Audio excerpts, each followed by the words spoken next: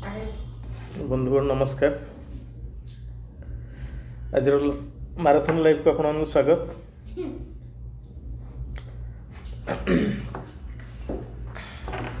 आज परी एवं आदित्य प्रसंग उपर जो मैंने मतामत रखा चाहते समस्ते रिक्वेस्ट पठातु, समस्त को सुजोग दबा। आपण मैंने कहे ये प्रसंग आदित्य और परी प्रसंग आपण मान मन भितर कौन सब प्रश्न अच्छी कि आपण मैंने कौन कहू चाहते से विषय आपण मैंने रखिपारे। ज्ञान भाई नमस्कार। नमस्कार ज्ञान भाई।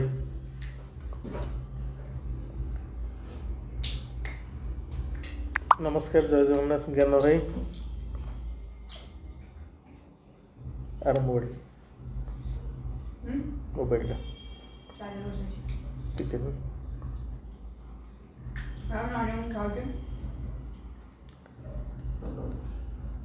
श्रीधर भाई नमस्कार।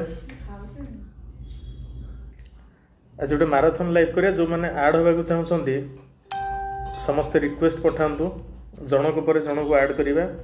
समस्त किसी किसी प्रतिक्रिया संक्षिप्त 2-4 मिनिट भितर से प्रतिक्रिया रखा। विशेषकर आदित्य और परी घटना से कौन सब कहवाक चाहते लाइव माध्यम समस्त प्रतिक्रिया रखा। परी घटना जो एसआईटी तदंत चली से एसआईटी तदंत उपर आपण मानकर कौन सब मतामत रही से आपण लाइव माध्यम प्रतिक्रिया रखा अनुरोध।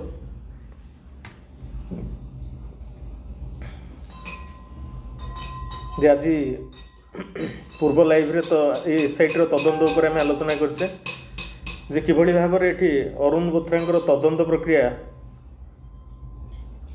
द्वंद्व सृष्टि करुछि। जे विशेषकर आज जो डेमो होता से डेमो केमती संदेहपूर्ण डेमो थिला। गणमाध्यम प्रतिनिधि मानक संपूर्ण भाव में डेमो स्थल को बारण करागला। आ खूब कम समय भितर डेमो करागला।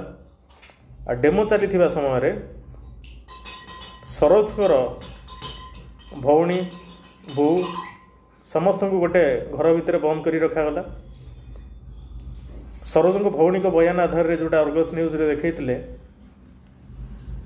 जे तांकर परिवार को तांकर भौणी को बड़ भौणी को सान भौणी जो प्रतिक्रिया रखुते बड़ भौणी को गोटे सरकारी चाकरी गोटे चाकरी प्रलोभन दि जाइए, गोटे मोबाइल दबार प्रलोभन दि जाइए। विभुरंजन भाई नमस्कार। आपण रिक्वेस्ट अप्रूव करछि। विभुरंजन जो माने रिक्वेस्ट आपण माने मोबाइल को बुले की रखंतु, मोबाइल रोटेशन को ऑन करंतु, मोबाइल को हॉरिजॉन्टली रखंतु, वर्टिकली न रखी हॉरिजॉन्टली रखंतु।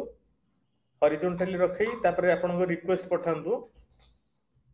नचेत आपण ऐड मी लिखंतु, मु आपण को रिक्वेस्ट पठेले आपण माने अप्रूव करिवे, आपण एक्सेप्ट करिए रिक्वेस्ट को। नचेत आपण माने मोबाइल को रोटेट करी टीवी भलिया रखंतु। टीवी भलिया रखी आपण को रिक्वेस्ट पठांतु, पठेले मु अप्रूव कले आपण माने ऐड हेबे। नचेत आपण ऐड मी लिखंतु, से मेसेज माध्यम रे मु आपण माने को ऐड करि परिबी, किंतु मोबाइल को बुले की रखंतु।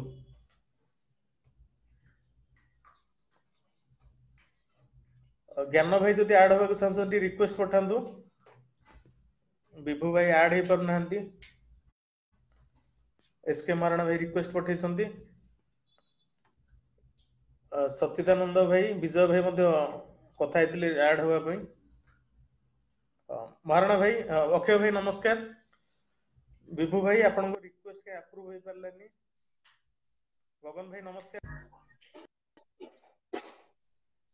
महाराणा भाई नमस्कार। लाइव को आपको स्वागत। नमस्कार भाई। नमस्कार। आपण किसी प्रतिक्रिया रखिए बोली आलोचना जारी रखंतु। हां आपण जो प्रतिक्रिया रखिया को चाहते जो आज एसआईटी रो तदंत से एसआईटी रो तदंत आज जो डेमो करा गला से डेमो ऊपर आपनकर प्रतिक्रिया कोन जे डेमो रे संपूर्ण भाव में गणमाध्यम प्रतिनिधि मानकू छड़ा गलानी। आ 5 मिनिट रु 10 मिनिट भितर डेमो सरी गला। तापर सरोज रो परिवार लोक मानकू तार मां भौणी को तार भौणी 2 जण भौणी आ भिणई को गोटे घर भितर बंद करी रखा गला। आ परीर परिवार जो लोक ନାଁରେ ଏତଲାରେ ଉଲ୍ଲେଖ କରିଛନ୍ତି, ଯୋଉ ଲୋକଙ୍କ ନାଁରେ ଗାଁର ସଭାପତି ଆଉ ସେକ୍ରେଟାରୀ, ସେଇ 2 ଜଣଙ୍କୁ ନେଇକି ଏସଆଇଟି ଟିମ୍ ତଦନ୍ତ କରୁଛି।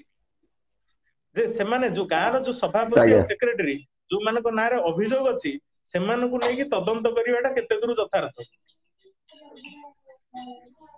ତାପରେ ଆଉ ଗୋଟେ ରିସେଣ୍ଟ ନାଇଁ ଆଜ୍ଞା ଖବର ଏ ଦେଖିଥିବେ ସବୁ ଯେ ବିଷୟରେ ଯଦି ନନ୍ଦିଘୋଷ ଟିଭି ଉପରେ, ଟିଭିର ରିପୋର୍ଟରଙ୍କ ଉପରେ ଆକ୍ରମଣ ହେଇଛି, ଯେ ସେଇଟା ମଧ୍ୟ ଗୋଟେ ଗୁରୁତ୍ୱପୂର୍ଣ୍ଣ ପ୍ରସଙ୍ଗ। ତାର ହୁଁ, 2ଟା ଦିଗ, ଆକ୍ରମଣକୁ ଆମେ ନିନ୍ଦା କରିବା, କିନ୍ତୁ କାହିଁକି ଆକ୍ରମଣ କରାହେଲା ସେଇ ପାର୍ଟ ମଧ୍ୟ ତର୍ଜମା ହେବା ଦରକାର। ଆକ୍ରମଣକୁ ଆମେ ନିନ୍ଦା କରୁଛେ, ଗୋଟେ ରିପୋର୍ଟରଙ୍କୁ ଆକ୍ରମଣ କରିବା ଠିକ ନୁହଁ, କିନ୍ତୁ ତାର ଆଉ ଗୋଟେ ଦିଗ ଯଦି ଦେଖିବା ଯେ କଣ ପାଇଁ ଆକ୍ରମଣ କରାହେଲା, ନନ୍ଦିଘୋଷ ଟିଭି କିଛି ଭୁଲ କରିଥିବେ। ନିଶ୍ଚିନ୍ତ କାହିଁକିନା ଯୋଉଠି ଭାବରେ ସମସ୍ତଙ୍କୁ ନମସ୍କାର। ସମସ୍ତଙ୍କୁ ଆମେ ନମସ୍କାର ମହାରଣା ଯୋଉମାନେ ଭାଇ ଟିକେ ଭିଉଅର୍ସ ସେଇ ଅଛନ୍ତି। ନନ୍ଦିଘୋଷ ଟିଭି ପ୍ରସଙ୍ଗରୁ ଟିକେ ଆରମ୍ଭ କରିବା, ତାପରେ ଡେମୋ ଉପରକୁ ଯିବା। ପ୍ରଥମେ କାହିଁକିନା ପ୍ରାୟତଃ ପୂର୍ବ ଲାଇଭରେ ସବୁ ବିଷୟ ଚର୍ଚ୍ଚା ହେଇଥିଲା, କିନ୍ତୁ ସେ ନନ୍ଦିଘୋଷ ଟିଭି ଉପରେ ଆକ୍ରମଣ ବିଷୟକୁ ଚର୍ଚ୍ଚା ହେଇନଥିଲା। ପ୍ରଥମେ ଆମେ ସେଇଠୁ ଆଲୋଚନାକୁ ଆରମ୍ଭ କରିବା, ଯେ ନନ୍ଦିଘୋଷ ରିପୋର୍ଟରଙ୍କ ଉପରେ ଯୋଉ ଆକ୍ରମଣ କରାଗଲା କଣ ସେଇଟା ପାଇଁ ଆପଣ କରାଗଲା? ହଁ ଠିକ ନାଇଁ, ଫାଷ୍ଟ ଆକ୍ରମଣ ଟା ହଉ ଠିକ କି ଭୁଲ ଆପଣ ଟିକେ କହନ୍ତୁ, ପ୍ରଥମ ତାପରେ କାହିଁକି କରାଗଲା ସେଇ ପାଟକୁ ଆମେ ଯିବା। ହଁ ମୁଁ ଆକ୍ରମଣକୁ ତୀବ୍ର ବସନ୍ତ ଭାବରେ ଭାଇ ନିନ୍ଦା ନମସ୍କାର। କରୁଛି। ଜଣେ ସାମ୍ବାଦିକଙ୍କୁ ଆକ୍ରମଣ କରାଯିବା, ମୁଁ ତୀବ୍ର ଭାବରେ ନିନ୍ଦା କରୁଛି ଏହାକୁ। ହଁ କିନ୍ତୁ କିନ୍ତୁ ହଁ କଣ ପାଇଁ ଆକ୍ରମଣ କରାଗଲା ସେଇଟାକୁ ବି ଆମକୁ ଦେଖିବାକୁ ପଡିବ। ଠିକ କଣ ହୁଁ ପାଇଁ ହୁଁ ହୁଁ ଆକ୍ରମଣ କରାଗଲା ସେଇଟାକୁ ବି ଆମକୁ ଦେଖିବାକୁ ପଡିବ। ହୁଁ ଠିକ ଜଣେ ଏଠି ମୁଁ ନନ୍ଦିଘୋଷ ଟିଭିର ମୁଁ ଗୋଟେ ପୋଷ୍ଟ ବି କରିଛି। ମୁଁ ଅଲରେଡି 10-15 ମିନିଟ୍ ପୂର୍ବରୁ ଗୋଟେ ପୋଷ୍ଟ ମଧ୍ୟ କରିଛି। ହଁ ଘଟଣା ହଉଛି ଆଜ୍ଞା, ସେ ନନ୍ଦିଘୋଷ ଟିଭିର ଯିଏ ସାମ୍ବାଦିକ ଥିଲେ, ହୁଁ ସେ ଯତପୁର ଗାଁର ଯିଏ ଗ୍ରାମ ମୁଖିଆ, ଯିଏ ଗ୍ରାମର ହୁଁ ମୁଖିଆ ଥିଲେ, ତାଙ୍କୁ କହୁଛନ୍ତି ଆଜ୍ଞା ପ୍ରମାଣ ମିଳିଗଲା, ଯୋଉ ପ୍ରମାଣ ଖୋଜୁଥିଲେ ପ୍ରମାଣ ମିଳିଗଲା। ଆଜ୍ଞା ମୁଁ ଏଠି କହୁଛି ଆଜ୍ଞା, ଆପଣଙ୍କୁ କଣଟା ପ୍ରମାଣ ମିଳିଯାଇଛି? ହୁଁ ଆପଣଙ୍କୁ କଣଟା ପ୍ରମାଣ ମିଳିଛି ଏପର୍ଯ୍ୟନ୍ତ?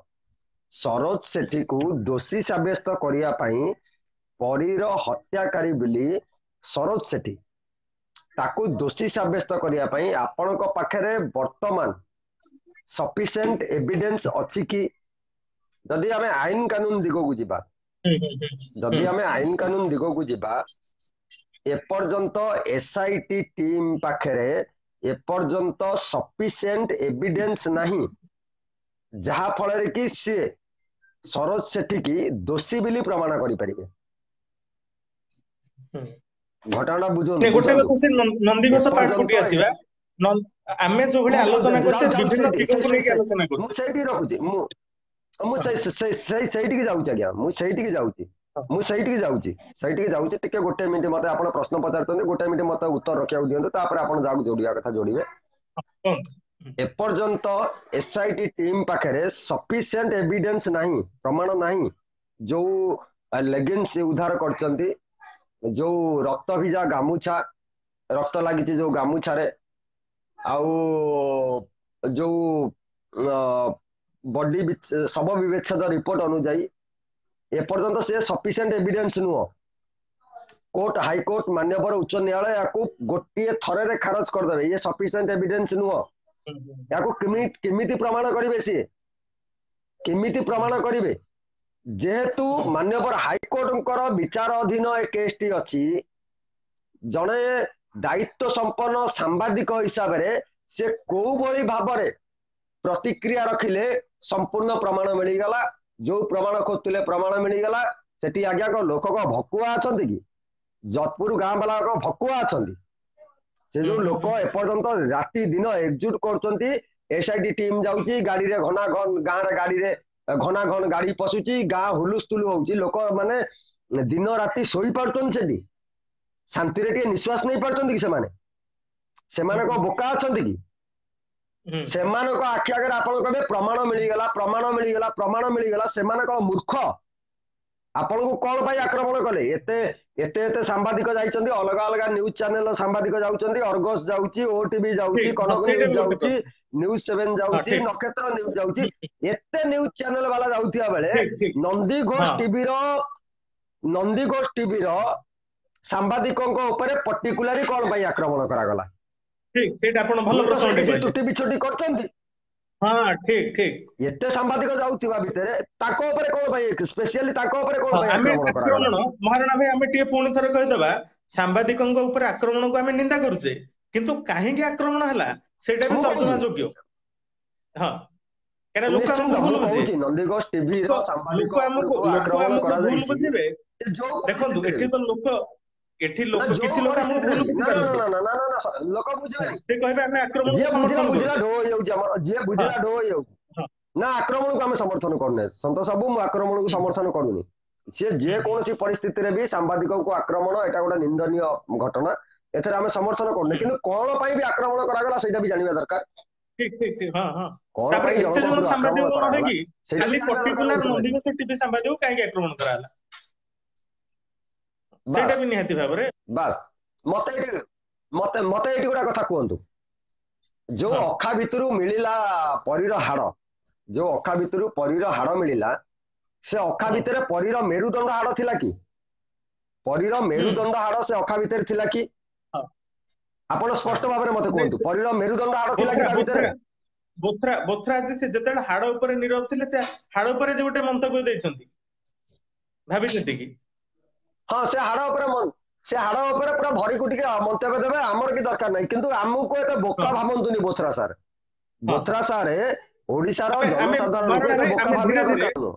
ଆମେ ଧୀରେ ଧୀରେ ଗୋଟେ ପରେ ଗୋଟେ ପ୍ରସଙ୍ଗକୁ ଆସିବା। ପ୍ରଥମେ ସେ ନନ୍ଦିଘୋଷ ଟିଭି ପ୍ରସଙ୍ଗକୁ ଟିକେ ଆଲୋଚନା କରିବା। ନାଇଁ ନାଇଁ ନାଇଁ ମତେ ମତେ ମତେ ମତେ ମତେ ଯେ ମତେ ମତେ ମତେ ଏକତରଫା ମତେ 2 ମିନିଟ୍, ଆଉ ଏକତରଫା, କାହିଁକିନା 2 ମିନିଟ୍ ଦେଖନ୍ତୁ, ସମୟ ମାଗିବି। ସେମାନେ ସନ୍ତୋଷ ବାବୁ, ବିଭିନ୍ନ ସନ୍ତୋଷ ଦିଗକୁ ବାବୁ, ଆଲୋଚନା ସନ୍ତୋଷ କରୁନାହାନ୍ତି, ବାବୁ, ଆଉ ସେମାନେ 2 ଗୋଟିଏ ମିନିଟ୍। ଦିଗରେ ହିଁ ଆଲୋଚନା କରୁଛନ୍ତି। ହଁ ସନ୍ତୋଷ ବାବୁ, ଆଉ 2 ମିନିଟ୍, ଆଉ 2 ମିନିଟ୍ ସମୟ ନେବି ଆପଣଙ୍କ ପାଖରୁ, ହଁ ଆଉ ମାତ୍ର 2 ମିନିଟ୍। କୁହନ୍ତୁ ଗୋଟେ କୁହନ୍ତୁ ଇମ୍ପୋର୍ଟାଣ୍ଟ ବିଷୟଟି କୁହନ୍ତୁ। ଆପଣମାନଙ୍କ ସାମ୍ନାରେ ମୁଁ ରଖିବାକୁ ଚାହୁଁଛି, ଆଉ 2 ମିନିଟ୍ ସମୟ ନେବି। ହଁ ଆପଣ କୁହନ୍ତୁ, ଗୋଟେ 4 ବର୍ଷର ଝିଅ, ଆପଣଙ୍କର ଆଖପାଖରେ ଆପଣଙ୍କର ପୁଅଟେ ବୋଧେ, ଯୋଉମାନଙ୍କର ଝିଅ ଅଛି, ହଁ 4 ବର୍ଷର ହଁ। ଝିଅର ହାତରେ କାଚ ଥିବ ନା କାଚ ନଥିବ? କାଚ ଥିବ ନା କାଚ ନଥିବ? କାଚ। ଥାଇପାରେ, ଗୋଟେ 4 ନାଇଁ ବର୍ଷର ଥାଇପାରେ, ଝିଅ ସେଇଟା ତ ଆମେ କହିପାରିବାନି। ଥାଇପାରେ ନୁହଁ, ତାର ସେ ତା ପରିବାର ଲୋକ ଜାଣିଥିବେ। ପାଉଁଜି ନାଇଁ, ରହିବା କଥା, କିନ୍ତୁ ପାଉଁଜି କାଳେ ପିନ୍ଧି ନଥିବ। ପାଉଁଜି ହଁ କାଚ ପାଉଁଜି, କାଚ ଏବଂ ପାଉଁଜି, ପରୀର ଭିଡିଓକୁ ଆପଣ ହଁ ତର୍ଜମା କରିକି ଦେଖନ୍ତୁ। ପରୀର ପୂର୍ବ ଭିଡିଓ ଗୁରା, ଯୋଉ ଭିଡିଓ ଗୁରା ଆପଣ ଦେଖୁଛନ୍ତି ସୋସିଆଲ ମିଡିଆରେ ଦେଖୁଛନ୍ତି, ସେ ଭିଡିଓ ଗୁରା ଦେଖନ୍ତୁ ଆପଣ। ହଁ ହଁ ହଁ ପରୀ ସଦାବେଳେ କାଚ ଲଗେଇଛି, ହଁ ପାଦରେ ପାଦରେ ପାଉଁଜି ମଧ୍ୟ ଅଛି, ପାଦରେ ପାଉଁଜି ମଧ୍ୟ ହଁ ଅଛି ପରୀର। ପରୀର କାଚ ଏବଂ ହଁ। ପାଉଁଜି ମାନେ ଗଲା ଆପଣ, କୁଆଡେ? ସେ ଅଖା ଭିତରେ ତ ପଚିବା ମାନେ କଥା, ଆପଣ ଗୁରୁତ୍ୱପୂର୍ଣ୍ଣ ପ୍ରଶ୍ନଟେ, ସେ ଅଖା ଭିତରୁ ତ ଆପଣ ମିଳିବା କଥା। ଗୁରୁତ୍ୱପୂର୍ଣ୍ଣ ପ୍ରସଙ୍ଗଟେ କହିଛନ୍ତି। ଏଇ ବିଷୟରେ ଟିକେ ପରୀର ବାପା ମା ମାନେ ସ୍ପଷ୍ଟ ଉତ୍ତର ଦେଇପାରିବେ ଯେ ସେ କାଚ ଥିଲା, ମାନେ ତାଙ୍କ ହାତରେ ସେ ହଁ, ପରୀ କାଚ ଲଗେଇଥିଲେ ନା ଗୋଡରେ ପାଉଁଜି ଥିଲା ନା, ସେଟା ତାଙ୍କ ବାପା ମା ସ୍ପଷ୍ଟ ଉତ୍ତର ଦେଇପାରିବେ। ଯଦି କହିବେ ସେମାନେ ସେ ମୁଁ ତାଙ୍କ ତ ଝିଅ ଦେଇପାରିବି। ପିନ୍ଧିଥିଲା, ତାହେଲେ ବର୍ତ୍ତମାନ ସେଇ ପ୍ରସଙ୍ଗଟି ନିହାତି ଭାବରେ ଉଠିବା ଦରକାର। ନିଶ୍ଚିନ୍ତ, ମାନେ ଆପଣ ଭଲ ନିଶ୍ଚିନ୍ତ, ପ୍ରସଙ୍ଗଟେ, ଭଲ ପ୍ରଶ୍ନଟେ ଏପର୍ଯ୍ୟନ୍ତ କରିଛନ୍ତି। ତାଙ୍କ ମୁଣ୍ଡରେ ଏଠି ଟିକେ ପରୀର ବାପା ମା ଟିକେ ଏଇଟା ଯେହେତୁ ସ୍ପଷ୍ଟ କରିବା ଯେହେତୁ ଦରକାର। ନିଶ୍ଚିନ୍ତ, ଯେହେତୁ ସେ ଗୋଟିଏ ମାନସିକ ଚାପ ଭିତରେ ଗତି କରୁଛନ୍ତି, ଯେହେତୁ ଗୋଟେ ମାନସିକ ଚାପ ଭିତରେ ପରୀର ବାପା ମା ଗତି କରୁଛନ୍ତି, ତାଙ୍କ ସହିତ ଯୋଗାଯୋଗ ମୁଁ କରିପାରୁନାହିଁ। ହୁଏତ ଯୋଗାଯୋଗ ତାଙ୍କ ସହିତ ମୋର ହେଇଥିଲେ, ହୁଏତ ଆଉ କିଛି ମୁଁ ତାଙ୍କ ପାଖରେ ଜିନିଷ ତଥ୍ୟ ଥୋଇପାରନ୍ତି, ହୁଏତ ହେଇପାରୁନି, ସେଟା ଦୁର୍ଭାଗ୍ୟଜନକ। ପରୀର ବାପା ମାଙ୍କ ସହିତ ମୋର ସମ୍ପର୍କ ହେଇପାରୁନି।